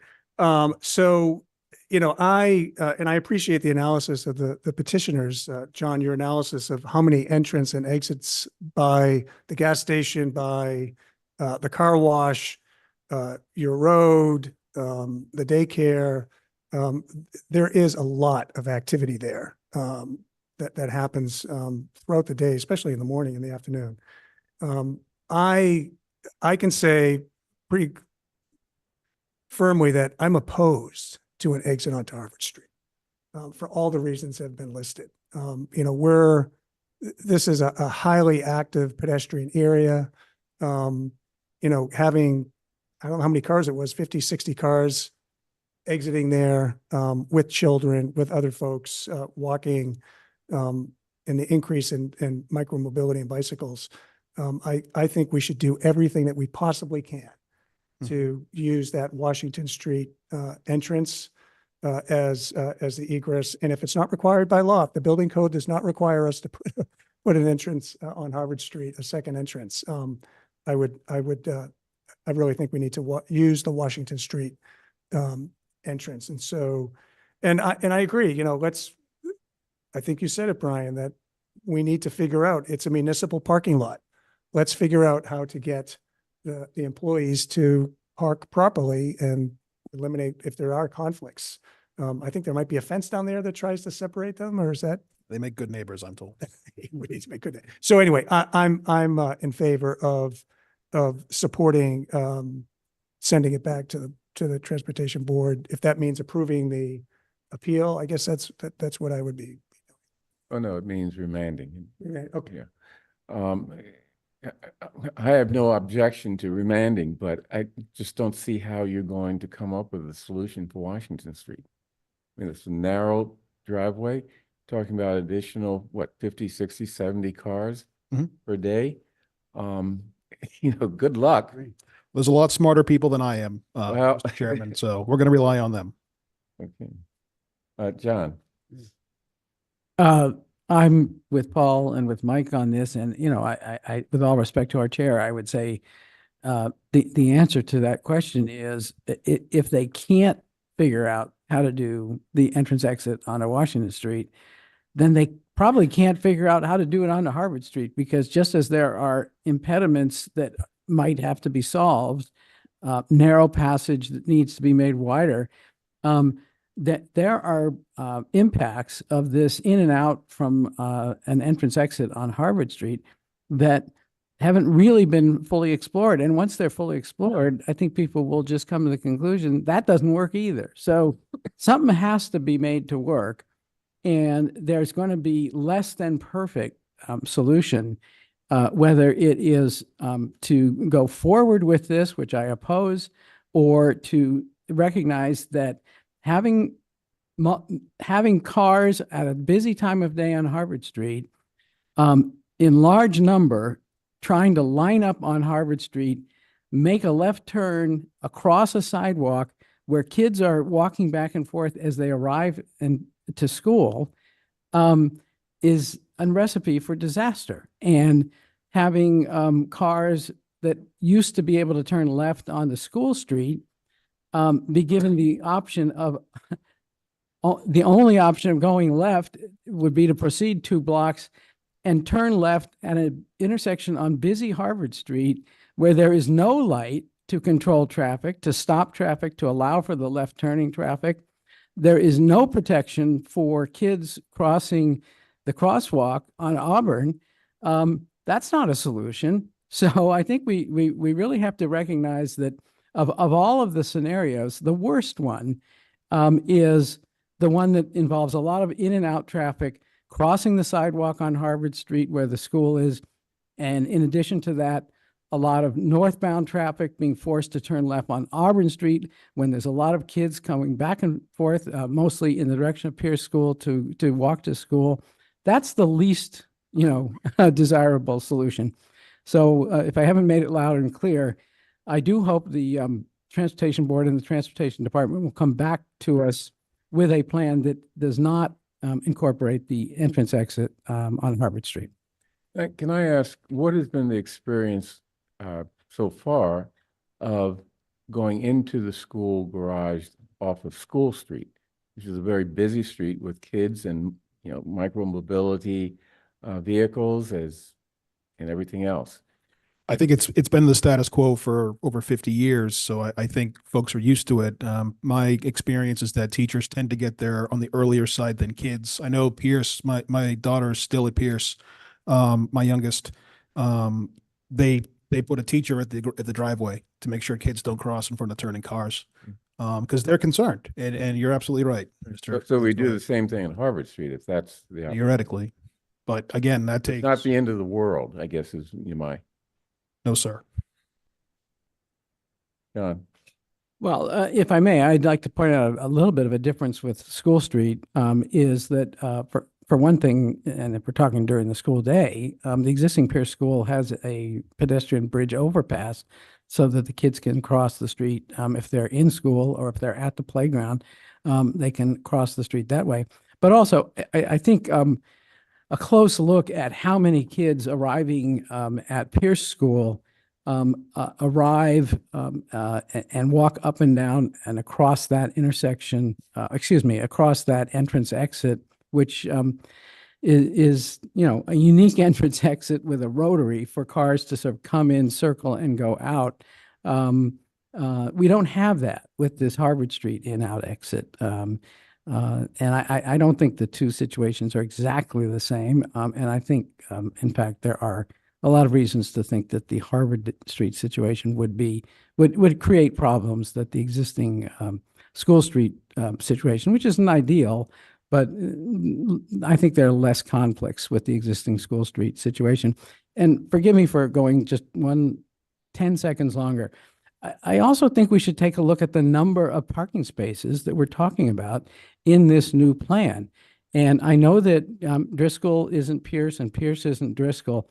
But when they did Driscoll, one of the primary considerations for how many parking spaces to create for teacher parking in a garage was that there was a lot of public transportation to and from the area of the Driscoll School. And there's a lot of public transportation to and from the area of the Pierce School.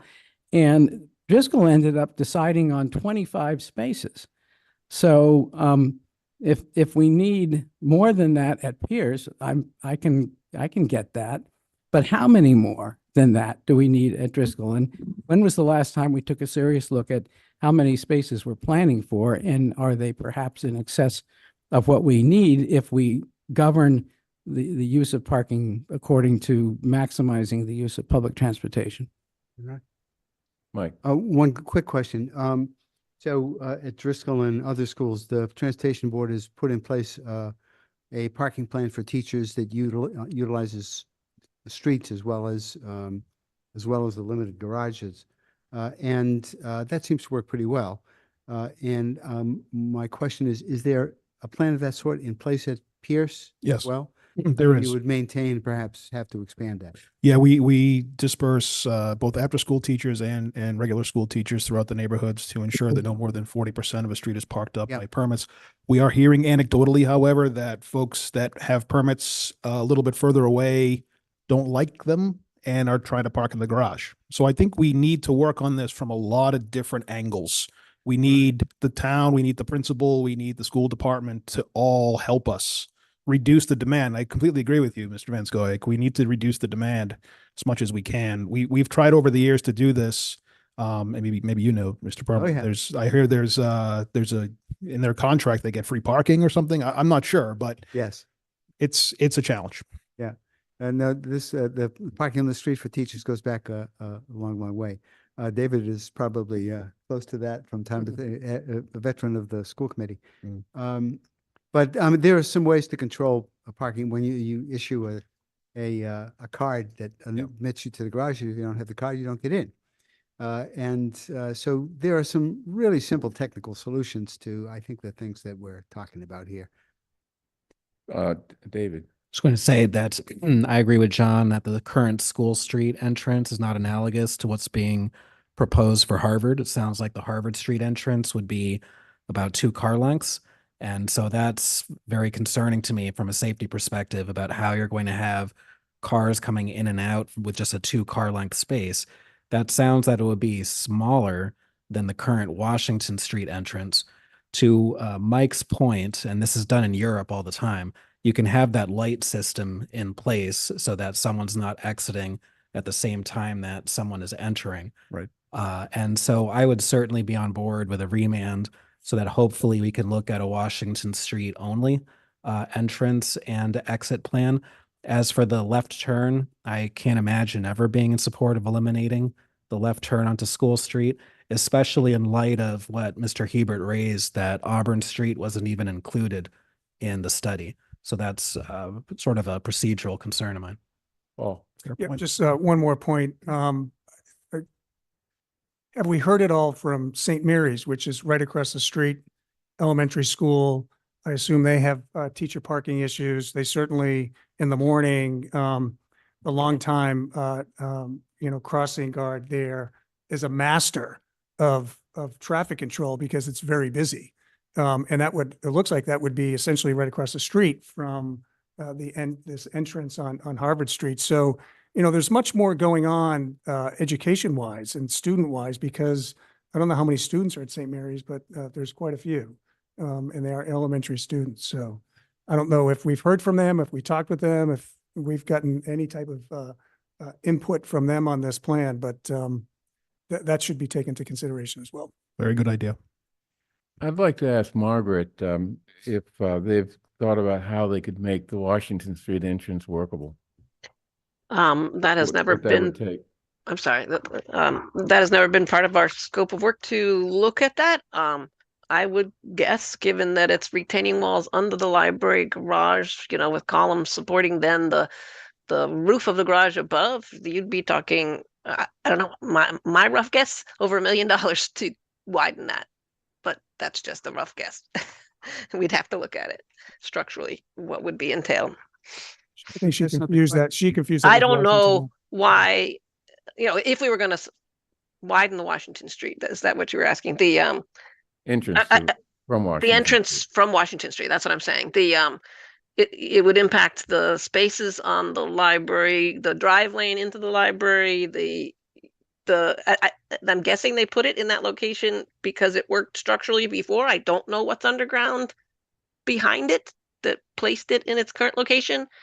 There's a lot to investigate if you all wanted to look into widening that.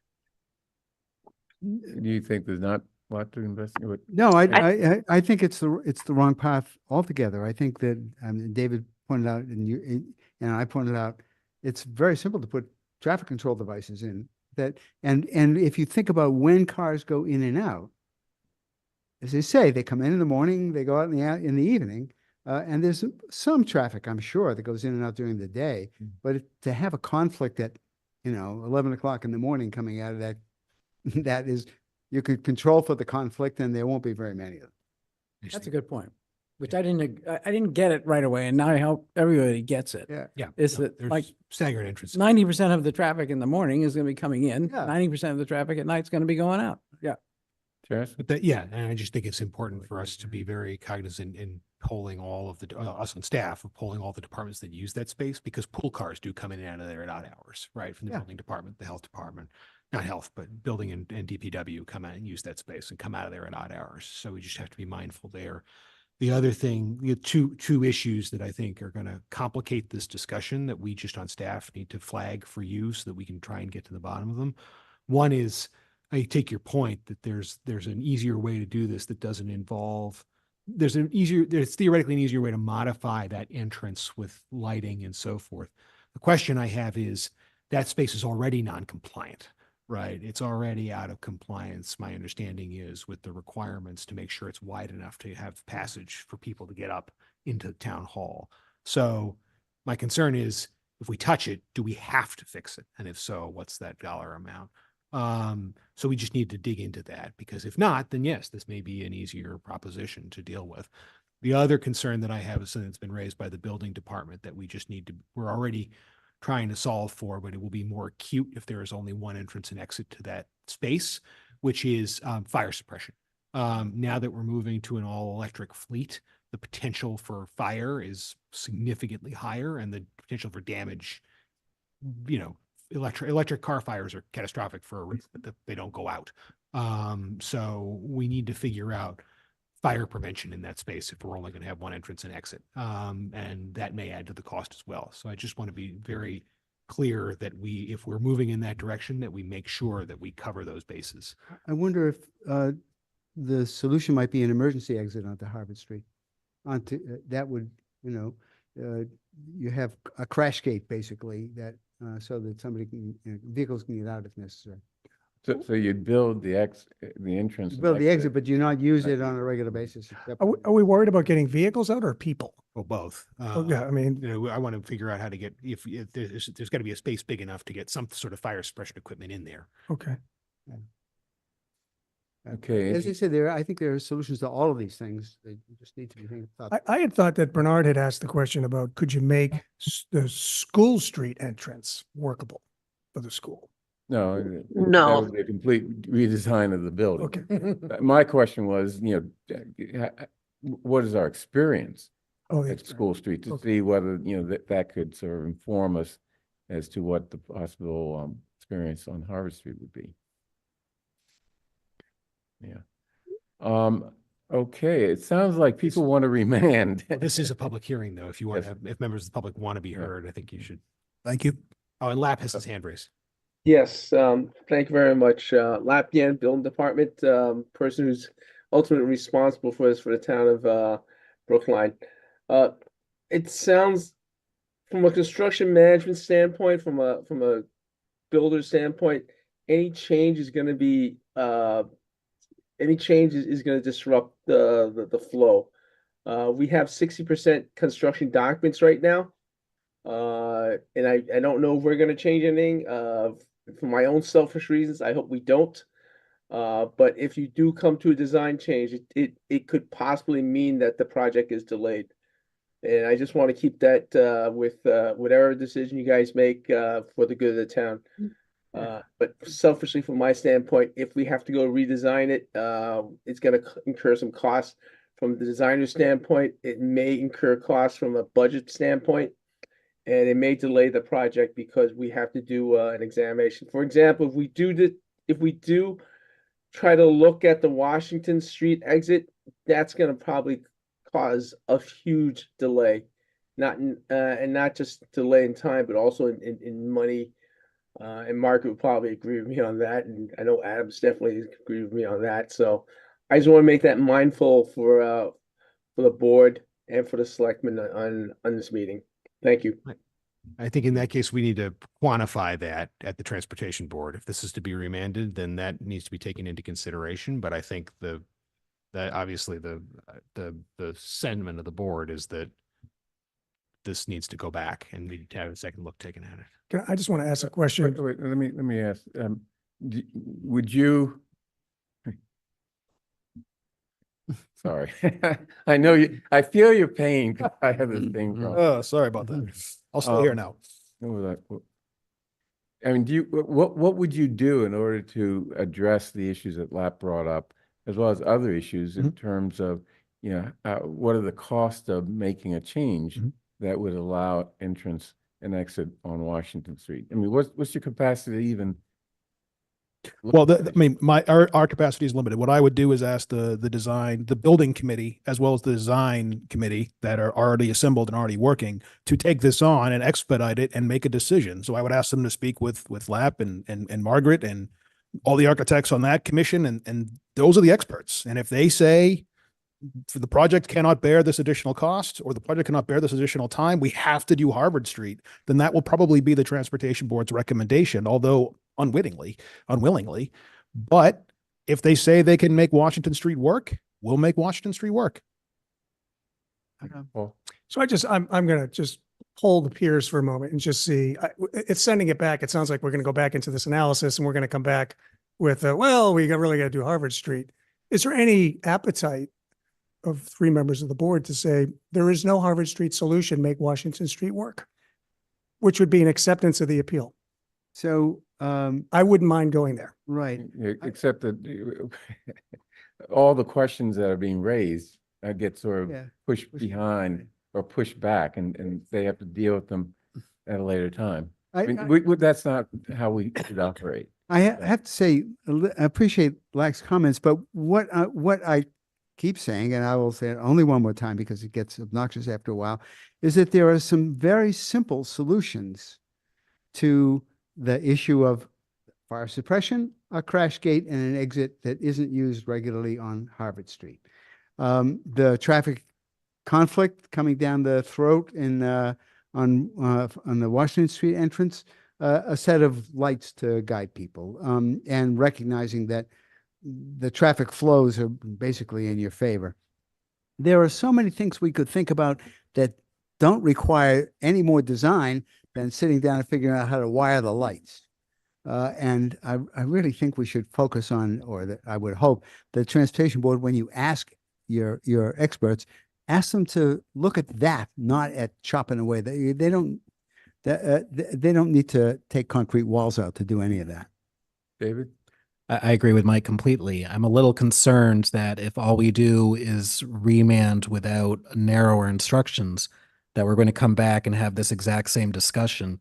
Whereas I think what I'm hearing from four of us, at least, is that we would like to look at more simple solutions that are not particularly costly to resolve these issues.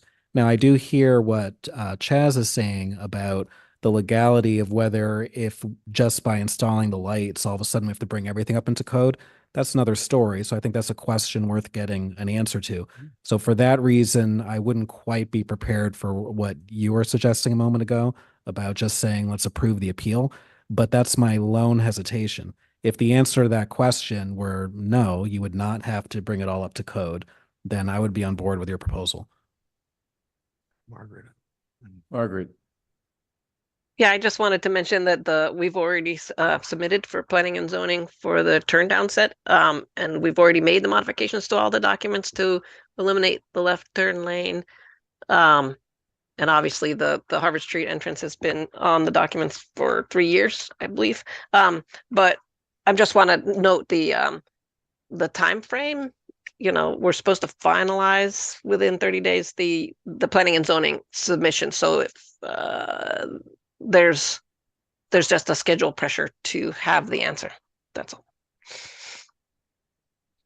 And what is the timeline for having the answer? Well, I mean, taking a remand and we have a meeting scheduled in June, but it's going to take a whole lift from everybody here, including the building commission and all those design commissions I mentioned. I mean, folks are going to have to do this. If that's the intent of the highest elected board in the town, that's what we'll do.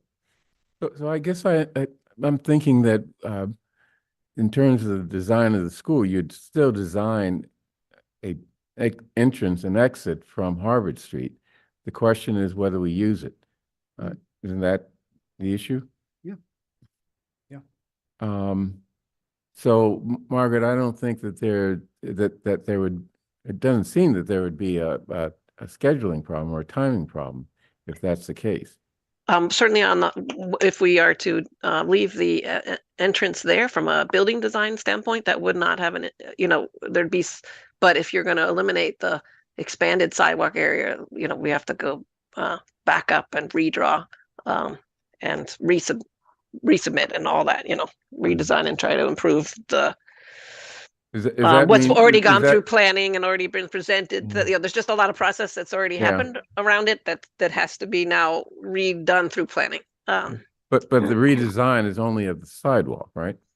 If the decision is to eliminate the left turn lane and keep the garage entrance but not the curb cut, then yes, it would just be a landscape redesign. Well, you'd need a curb cut, wouldn't you? Where they can go drive over the Emergency, curb? you drive over the It's an curb. emergency, yeah. Yeah, you don't actually want a curb cut. Right. You don't want to encourage. If I can interject, I think that's where we're trying to get at. What is the scope that we need to adjust to? There's been mention of, eliminating that curb cut. There's been the talk about, widening Washington Street. If we just get some direction on how to proceed, and whether it's no alterations to the footprint of the building where we keep the curb cut. If we have to investigate Washington Street, that's going to be a long, tedious thing where, we're going to have to give probes, we're going to have to do other things to it. That's a total redesign. That's our fear right now from the design team standpoint, is that we may have to go back to the drawing board. So I'm confused. If we say, well, essentially leave Washington Street as it is and the sidewalk as it is, and go ahead with the exit, even if the exit isn't going to be used except in an emergency, there's already a street there. What kind of redesign? No, you don't have to do a boring to No. leave a street in place. Yeah, that's fine. And I think Margaret, I don't want to speak for you, but I think we can live with that. Well, I would just want clear direction so we can proceed for our deadline on June 12th to get this revised. If you're asking us to revise the documents for the final submission to planning and zoning, that it be clear where the edge of the curb cut is going to be and where and whether not the the curb. Are we at the existing curb line or are we at the? Is that what you're saying? And then do we provide a curb cut or not? I guess we need those answers. John? Thank you. I think actually the best decision we could make for Margaret and the design team is to say that we find it unacceptable to eliminate the left turn lane off of Harvard Street and to make a major entrance exit via a curb cut on Harvard Street. Everybody's heard what we're discussing here. We're discussing a sort of emergency entrance exit without a curb cut and that would not necessitate eliminating the left turn lane on Harvard Street. That to me is the right decision to make. And if we make it now, they can proceed accordingly right away. They don't have to be in doubt. I will say that the lesson of this experience, which I'm going to say just goes back to 2 meetings ago of the Transportation Board, is that being told it has to be this way because we've already designed it this way it is not a good process for good decision making. And the first meeting that the Transportation Board had on this, where it was voted to eliminate that left turn on Harvard Street and to accept all of these other changes, as it happens, there hadn't even been a traffic study of the Auburn Street intersection. So decisions were being made that were going to have huge impacts elsewhere on Harvard Street without any data, without any study in hand that showed how you would deal with all of the left turning traffic onto Auburn Street as a consequence of this decision. And the major reason it was done was people who expressed doubt from the Transportation Board about this plan swallowed their doubts because they were being told, we can't afford any delay in this project. And in my opinion, a bad decision was made. Many of those same Transportation Board people, and Brian included, when they got a chance to sort of see this a second time in light of all of the presentations, expressed their own doubts about whether they had made the right decision. So I think our decision should be that that plan for a major entrance exit curb cut on Harvard Street and elimination of the left turn, that just won't fly. Yeah, Paul. Yeah, I appreciate what John just said. He summarized at the beginning and then he went through that and I lost what I think we're asking to be done. So one, we're saying keep the design of a Harvard Street emergency. It's going to be an emergency exit. There'll be no curb cut. There will be no left. We will allow a left-hand turn as it currently exists from Harvard Street onto School Street. And then 3, the Washington Street entrance exit. We'd like you to explore technology signaling in order to facilitate that, to make that a workable solution. Is that what I'm hearing we're doing? Okay. Yeah, if I can add one other wrinkle to it, I appreciate the comment that was made way back at the beginning that widening the sidewalk makes a more pleasant experience for pedestrians. I will say right now, although the new school is going to have even more of a wall facade there, it's not particularly pleasant to walk by a concrete building to begin with. So I don't think we're losing an awful lot. However, if there is a way to retain the left turn on Harvard Street and make a smaller increase in the width of the sidewalk, that would be great. And I don't see that is going to delay the construction of the school. I agree with that. It's my understanding that the left turn lane is already not a full width of a left turn lane.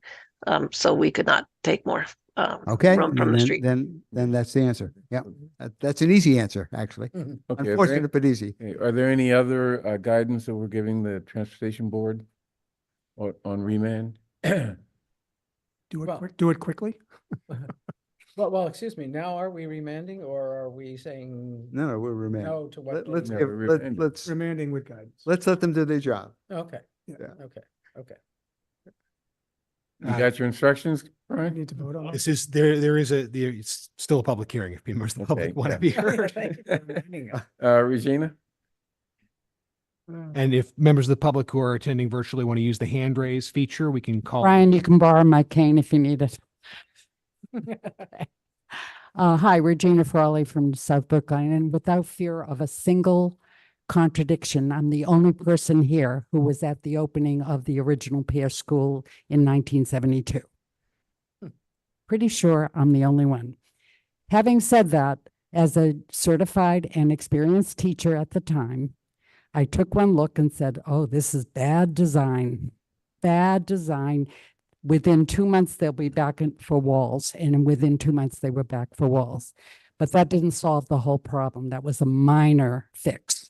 Having said that, it was all about, let's be original. Let's do something original. The teachers were excited about doing something different. None of these things were experienced. None of it. And I'm really concerned tonight to hear, well, gee, we got to hurry. I couldn't agree more with John Van Scoyoc about how bad decisions are made when you have that kind of thing. Why didn't they anticipate that? Why weren't they here sooner? It's do it right. Do it right. And it is a bad decision to have that curb cut for a left on Harvard. I go there all the time, probably also more than you guys do in a car, because I'm from South Brookline. I can only get here in a car. Having said that, there's one other thing that I know. Back in the 70s and 80s, when the Pierce School opened, they only entered from Washington Street. And this school is still basically roughly the same number of cars. It's all going to be commuters who are teachers and staff. It is a highly walkable pedestrian school, always has been, which is wonderful, the 81%. I used to think it was higher than that. Having said that, there's no good reason why they can't. Used to drive into the parking garage, and if you were going to town hall, you took a right, and it was split. And if you wanted to go to the school, you were required to be a parker at the school, you went to the left. It was that simple. It really was that simple. And somewhere along the line, in the last 20 years, I noticed they had closed that off. So it was done. It was done successfully. All the reasons that were objected here are real reasons. So I do hope that you will not be intimidated by some artificial deadline that can probably be expanded, et cetera. And I agree with Brian. He needs to get an emergency meeting together of all the relevant departments. Thank you. Okay, so as I understand it, we're really not imposing or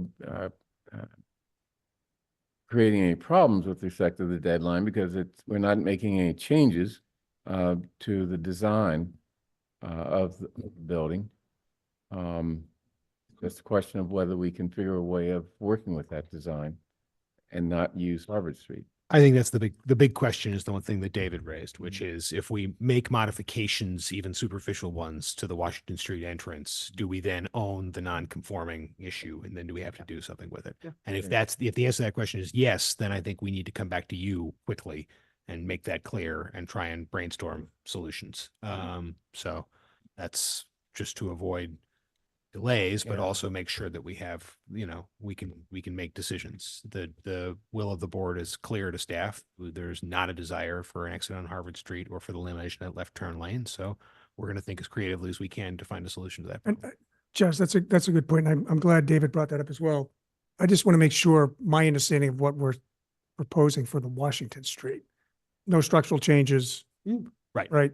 Literally a beam that flashes when a car goes by it. The stoplight says don't go. Right. Go, stop. Yeah, if that's signaling- feasible, and If that it's works, feasible, and if it's feasible, and two, does that trigger Right. code issues? Yeah. We're going to try and do the minimum amount of alteration necessary to avoid triggering code issues. Okay. That's the aim.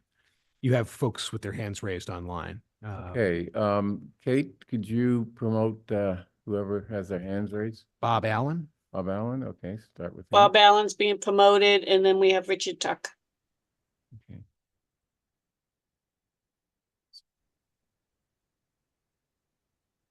Thank you all for the opportunity. I won't take up a lot of time. First of all, my name's Robert Allen. I have a law practice, 300 Washington Street in Brookline Village. And I'm here representing, initially I was here representing the owner of 68 Harvard Street, who had some concerns about he has a loading zone, which would be about 10, 15 feet away from the proposed exit on Harvard Street. And he already had some concerns about his loading zone and how it impacts safety. But subsequent to that, I was approached by a number of businesses in Brookline Village. And I think the biggest concern is really, are we doing this in a vacuum, or we looking at things in a whole? For instance, I'm glad Select Board Member Warren brought up St. Mary's School. St. Mary's School is not only a school, but there's a former high school in the back that's going through an adjustment period that would perhaps increase the traffic on Homer Street, which could impact traffic on Harvard Street, which would impact traffic on School Street, and have a ripple effect. Also, I'm concerned, there's a proposal to stop all or prevent all parking spaces in Brookline Village, particularly in the area where all these businesses are, like in front of my office and in front, we take away those spots, we take away 4 spots. And I would suggest to you that Brookline Village is different than all our other commercial areas in town. We're really struggling. There's a lot of empty storefronts. So taking away any parking spaces would be tough on businesses. And just from, a practical standpoint, many of you know I've sat in your seats before. I was there when we did a huge renovation to the library, added some parking underneath. I was there when I chaired doing the whole town hall over. We made some significant adjustments to the basement, never touched the garage, and it's worked. So I have a lot of concerns saying, oh my God, once we touch this, we own it. We've owned it for a long time, and it's worked for a very long time. I'll also say this. I do a little bit of zoning in this town.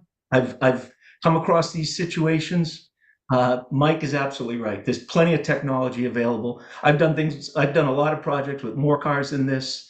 We can make this work. We don't need to have new exits. We don't need to create new problems. Let's just make it work. We're spending a ton of money here. As a taxpayer, we're paying a ton of money here. Let's do it right, and let's not create more problems. I appreciate you remanding it back, and I have the utmost faith in Brian Kane to come through with a solution.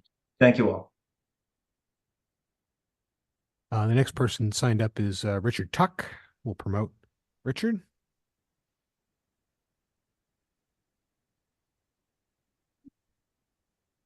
Richard has been promoted. Richard, you can unmute your microphone and turn on your video if you're comfortable, and your 3 minutes will begin. Sorry about that. Richard Tuck, we're the owners of 68 Harvard Street, happened to be the building that Bob just referenced. And I wasn't really going to speak tonight, but I'm not quite sure why you would allow or to continue to leave an entrance on Harvard Street without a curb cut. Sounds like you're still going to require taking away of the parking spaces because you're going to be leaving it as an emergency exit, and you're not going to be able to leave a car there. But more than that is a bad idea. It seems like you're allowing what appears to be a bad idea and that many people are opposed to remain, and that is the facade on Harvard Street with an exit. It's to not direct the architects to at least look at what the possibilities are for that space in a month or 2 months or however long it is, seems to be a bit foolhardy. I won't take any more of your time. Thank you for all of your work. Anyone else? It's an interesting comment. Oh, I'm sorry. Yeah, no, it is interesting. I would say that there are ways to screen an exit so that it's clearly not an active exit. And I think It's still taking away a parking space. it's still, you might lose a parking space. You might need 2. I don't think you need 3 because you don't have quite the sight line issue. When in an emergency, there are many things that you can do that you wouldn't otherwise do. So it's a consideration. It's also, it's again, something for the Transportation Board to think about. Do they want to, we rely on them to come back with something that makes sense. Okay, any other hands raised? At this time, there are 13 attendees and approximately 6 in person. No one is using the hand raise feature indicating they'd like to make further comment. Okay, let's close the hearing. And move on to making a decision. I think that the idea or the board wants to remand to the Transportation Board to rethink this within certain guidelines that have been laid out by Paul, which are to keep the design of the building as is with the Harvard Street exit, no curb cut, no wider sidewalk on Harvard Street, and figuring out how to bring in technology to make Washington Street a workable entrance and exit location. And Brian Kane wants to add to that, or? No, I just want to clarify. So I thought we wanted to make the sidewalks as wide as possible without modifying the street width. Yeah. I think we were told by Margaret, though, that that's as wide as we get. So I think the answer to that question may be an easy no. It's a moot point. Okay. Or what we have now is as wide as it gets. Right. That's right. Thank you. Want to make sure I got it. Just ask the question, that's all. Yeah. And also, we will continue to allow the left turn from Harvard Street onto School Street. Yep. Okay. Okay. All in favor of remanding with those conditions, please indicate by saying aye. John Van Scoyac. Aye. Mike Sandman. Aye. Paul Warren. Aye. David Perlman. Aye. Chair votes aye. Thank you. Thanks very much. Okay, next, we have, we've left a placeholder in our agenda for a discussion of a warrant article that may come up. It turns out that we have a budget amendment that has been submitted with respect to the school department's budget. May I just say thanks to the petitioners before they leave the room? Barbara?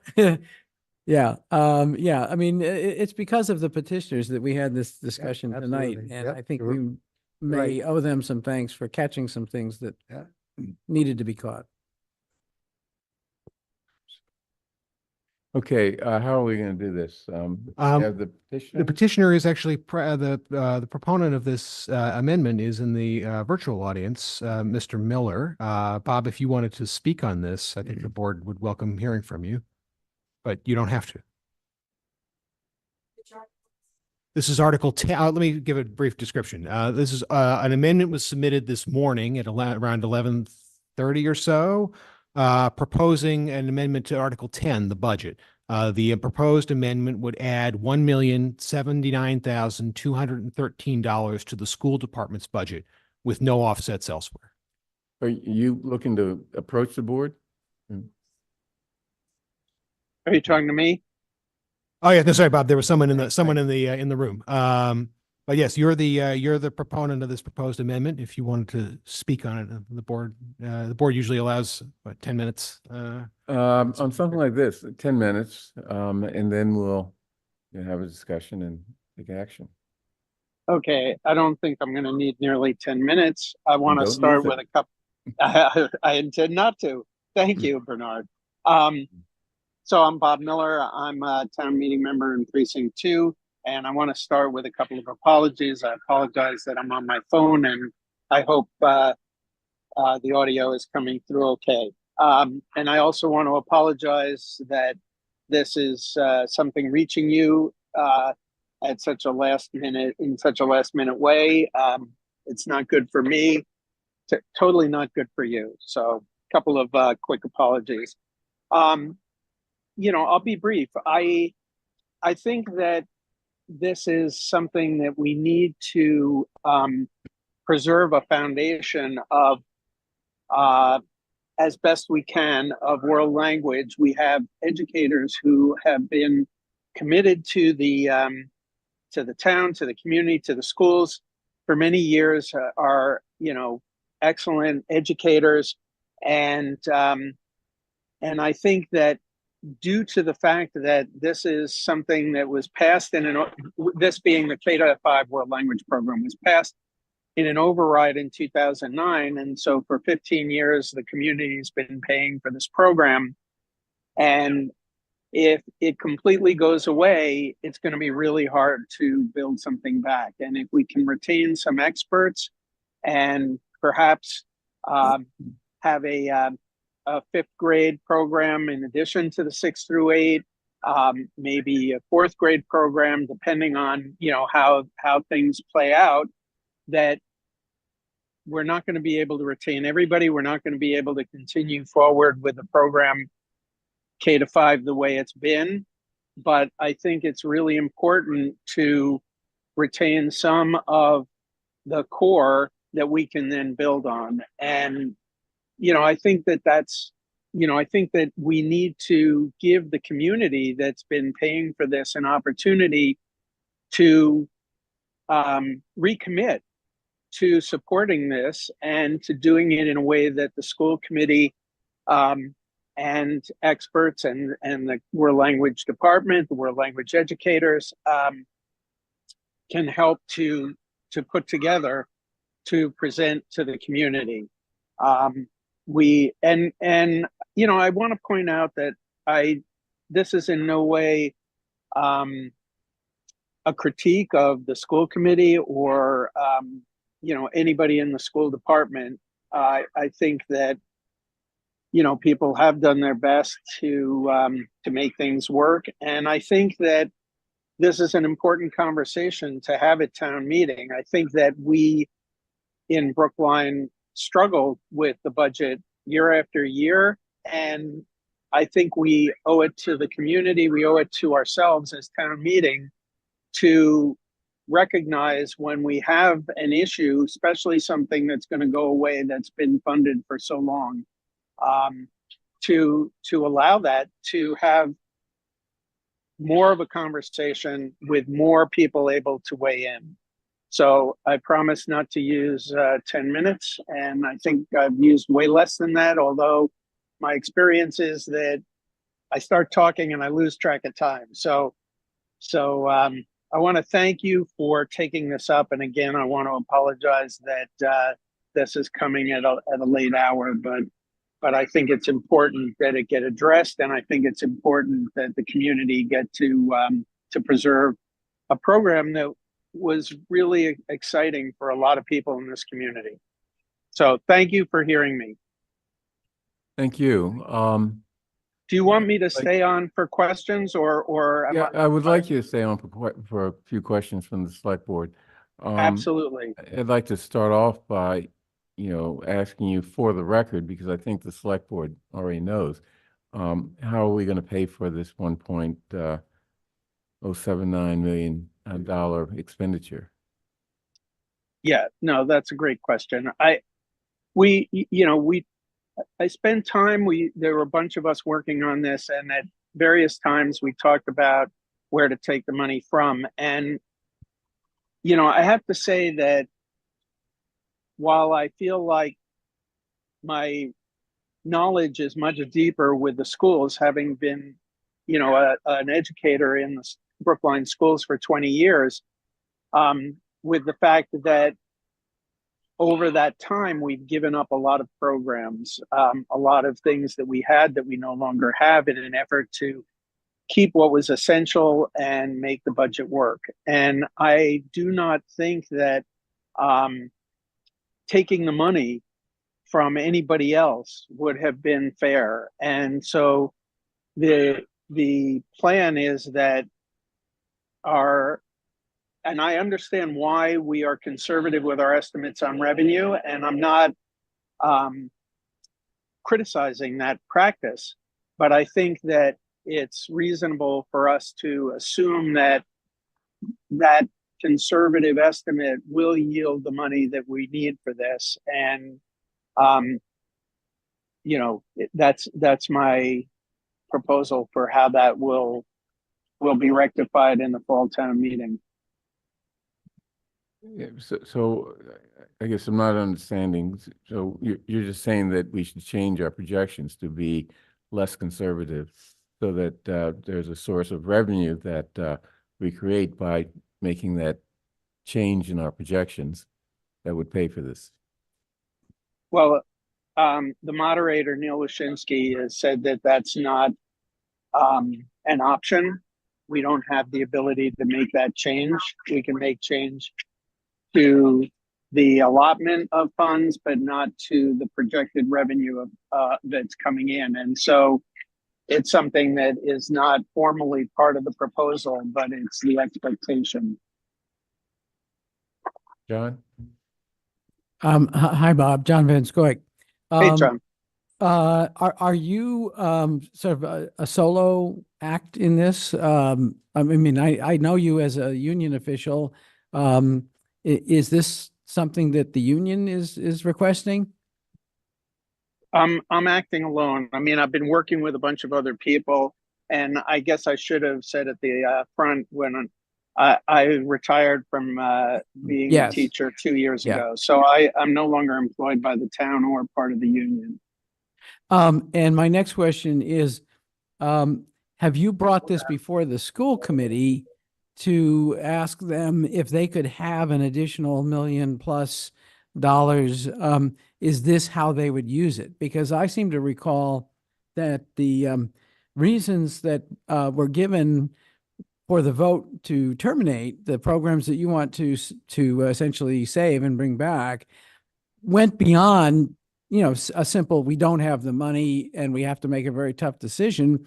But they made that decision on the basis of how they wanted to spend the money they have, and with some consideration given to, you know, pedagogical issues and so on. And not just because we're desperate, we don't have money, we got to, you know, cut something. I have no reason to believe that this is how they would want to spend the money if we could come up with an extra $1 million+ dollars for them. Yeah. So I don't want to speak for, I've had conversations with many of the school committee members. All of the school committee members have had individual conversations. They have not, to the best of my knowledge, I don't think there's been a meeting of the school committee to discuss this. I do think that you're correct that there's some real concern. But based on the conversation that they had at the time that they voted 5-4 not to go forward with the world language program, there was a lot of discussion about, you know, that maybe they could do a 5th grade or a 4th grade or whatever. So, you know, I would hope that this, you know, can pass, and that I truly believe that there's a way to go forward with this. And I can't speak for the school committee, and I don't feel like I should relate individual conversations. I don't think that's my place, but I have. So no, I can't give you assurances on that. David? John is correct that there were considerations beyond finances for eliminating the world language program for the lower grades.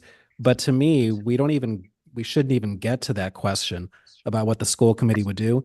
Anytime that there's a proposal to make such a significant budget cut without identifying where the funds would come from, and I think the implication is that it would come from the so-called rainy day fund for a recurring expense, that's not a sound fiscal practice. And that would adversely impact our AAA Moody's rating as well. And so I think that, to be frank, this is dead on arrival just on those philosophical grounds, that this is not how a responsible municipality passes a budget. You don't say, let's add $1 million to something without identifying where it's going to come from. Mike? And thank you, David. I agree. And Bob, you said you weren't criticizing the practice of being conservative with regard to local receipts, with regard to revenue. I can't imagine where else money would come from except local receipts, parking meters and things of that sort. But you just you dropped a bomb on it by suggesting that all we need to do is, well, we'll raise the revenue estimate and we have a balanced budget.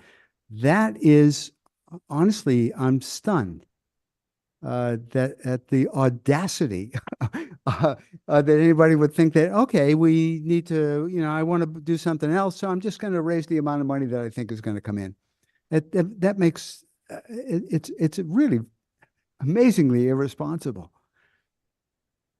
Well, there are, it's been, we've underestimated by a large amount for the last number of years. And, there's evidence to support that it's not the crazy thinking that you're presenting it as. Chaz? And I believe that some of that is in the document that I submitted. Right. It's really interesting, actually, because in opposition to the cutting of the world language program, I watched that school committee meeting, and the president of the BEU came and spoke in favor of retaining the world languages program. And he said that he reached out to union leadership in all other AAA rated communities in Massachusetts and discovered they followed the exact same practices with regards to how they budget their revenue and how they deal with free cash. He described it as, quote, the same story with startling consistency. So if all 15 AAA bond rated communities in Massachusetts are doing something wrong, I think we would know. Yeah. I don't think we're doing something wrong. I think revenues are correctly and conservatively projected. And I do think, though, that Bob's point about us on staff needing to educate folks about how revenue works, the issues that are raised there, so that people understand that there's not a money pit somewhere that we can just dig into, is really important, because I don't think it's fair for folks to, then be told this sort of story that the money's there, you just have to spend it. I think people should understand where the money goes and how it's used and what free cash is all about. And so we're really eager to present to you, as part of that retreat in June, the workshop in June, a discussion about how we project revenue, where that comes from, how it's used, and how we can diversify our sources of revenue to avoid long-term issues like this. But I think the argument that's being advanced is sort of a Music Man argument. I'm here to build the River City Boys Band. Wait, let's settle down. David. Just a follow-up question I have, Chaz. Has there ever been a year that you're aware of where the revenue receipts were underestimated by over $1 million? Yes. Oh, yes. Yes. And I want to be clear. Those the underestimations can be, let me put it back. The conservative budgeting can be quite conservative, can be large, and it varies from year to year. The petitioners are absolutely right. Last year, we had a banner year for receipts, and that number went up significantly. So our projections went up significantly. For the projected increase from FY24 to FY25 is 10%. And the amendment, the explanation says, well, that's lower than the actuals from FY19, which is pre-pandemic. But that's true. But the reason why that number, local receipts in particular, is so conservatively projected is because that's our backstop guarantee for free cash. That's what makes us confident that we will have the money necessary to fund the reserves, to fund the stability fund, to fund the Affordable Housing Trust. And Brookline has, until the last 2 years, been pretty much dead on with where its free cash needs to be, at around 5% of the prior year's local revenues. The budget amendment makes the point that these last 2 years have been out of whack. That's right. It's true. We've gotten more free cash than we expected. But 2 years doesn't a trend make. It's, if you look back at 5 years, 10 years, you see a remarkably consistent 5% number.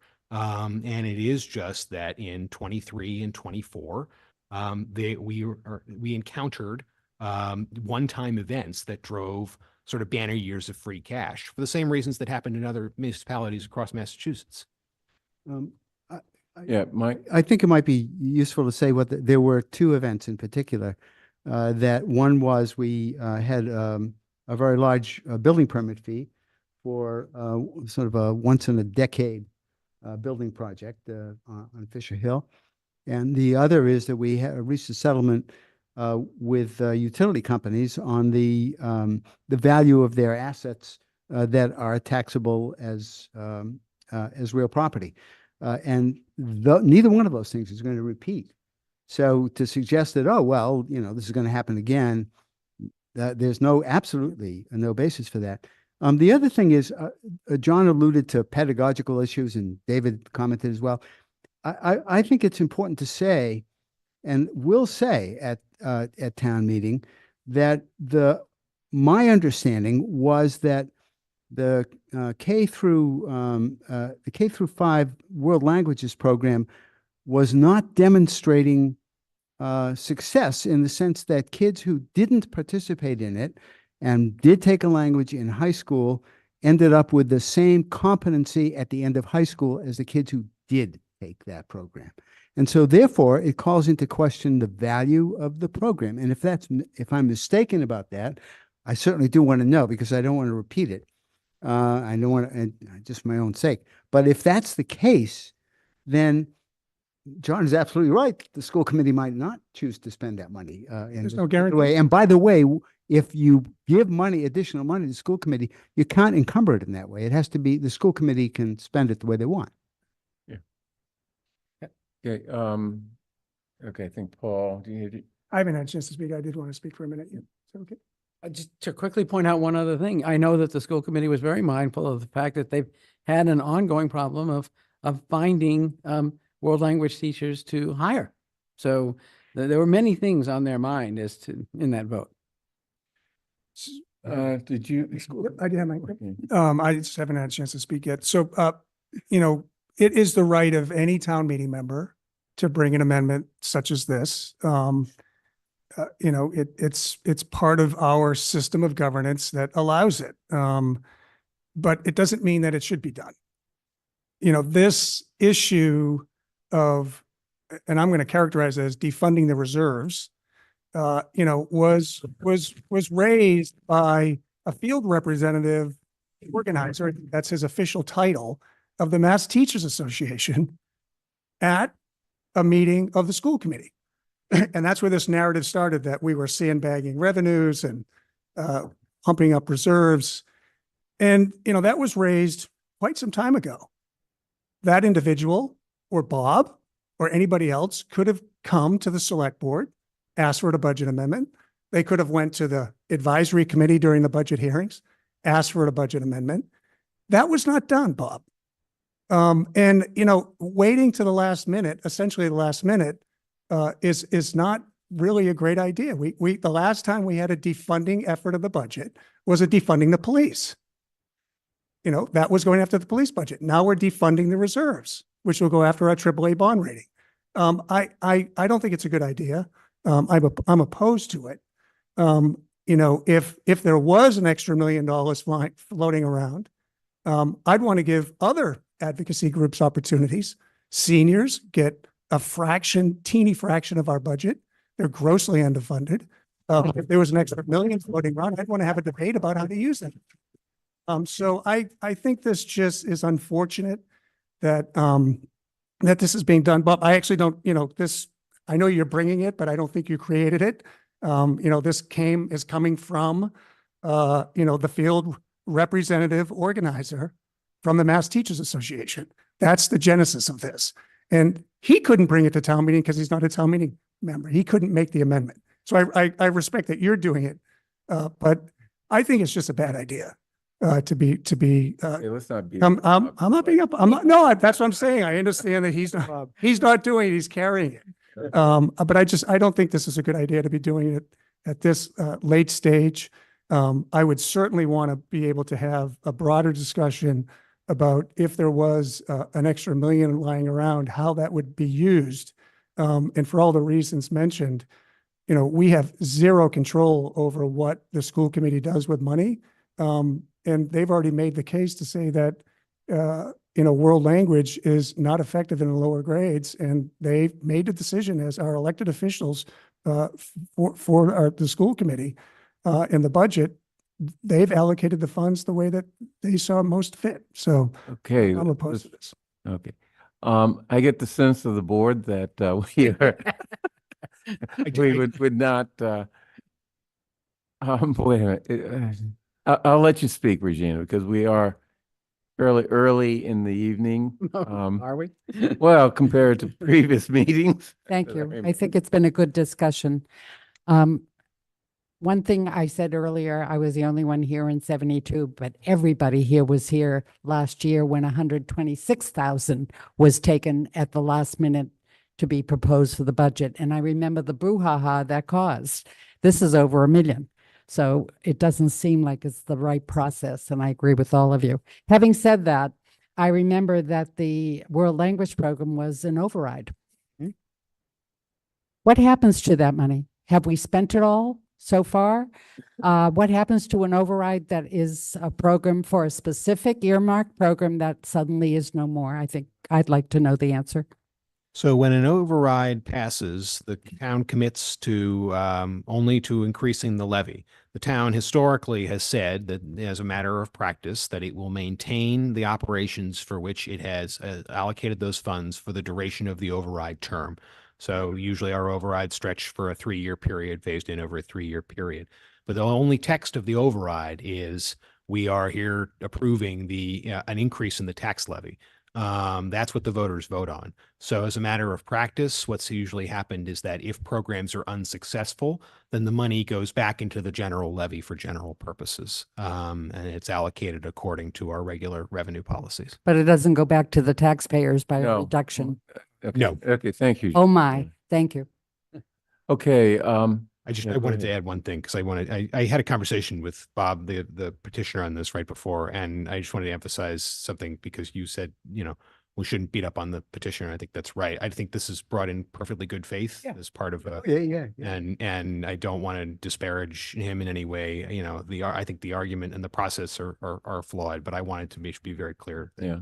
There's nothing, I see nothing but good faith in the amendment. I just think the process and the narrative behind some of the, as Paul pointed out, some of the procedural entanglements here are more complicated and they just need to be addressed. Yeah, thank you. Bob's an important and valuable member of our community and has been Yes. for many, many decades. And I don't want anyone to think that we think any different about him. So, Yeah.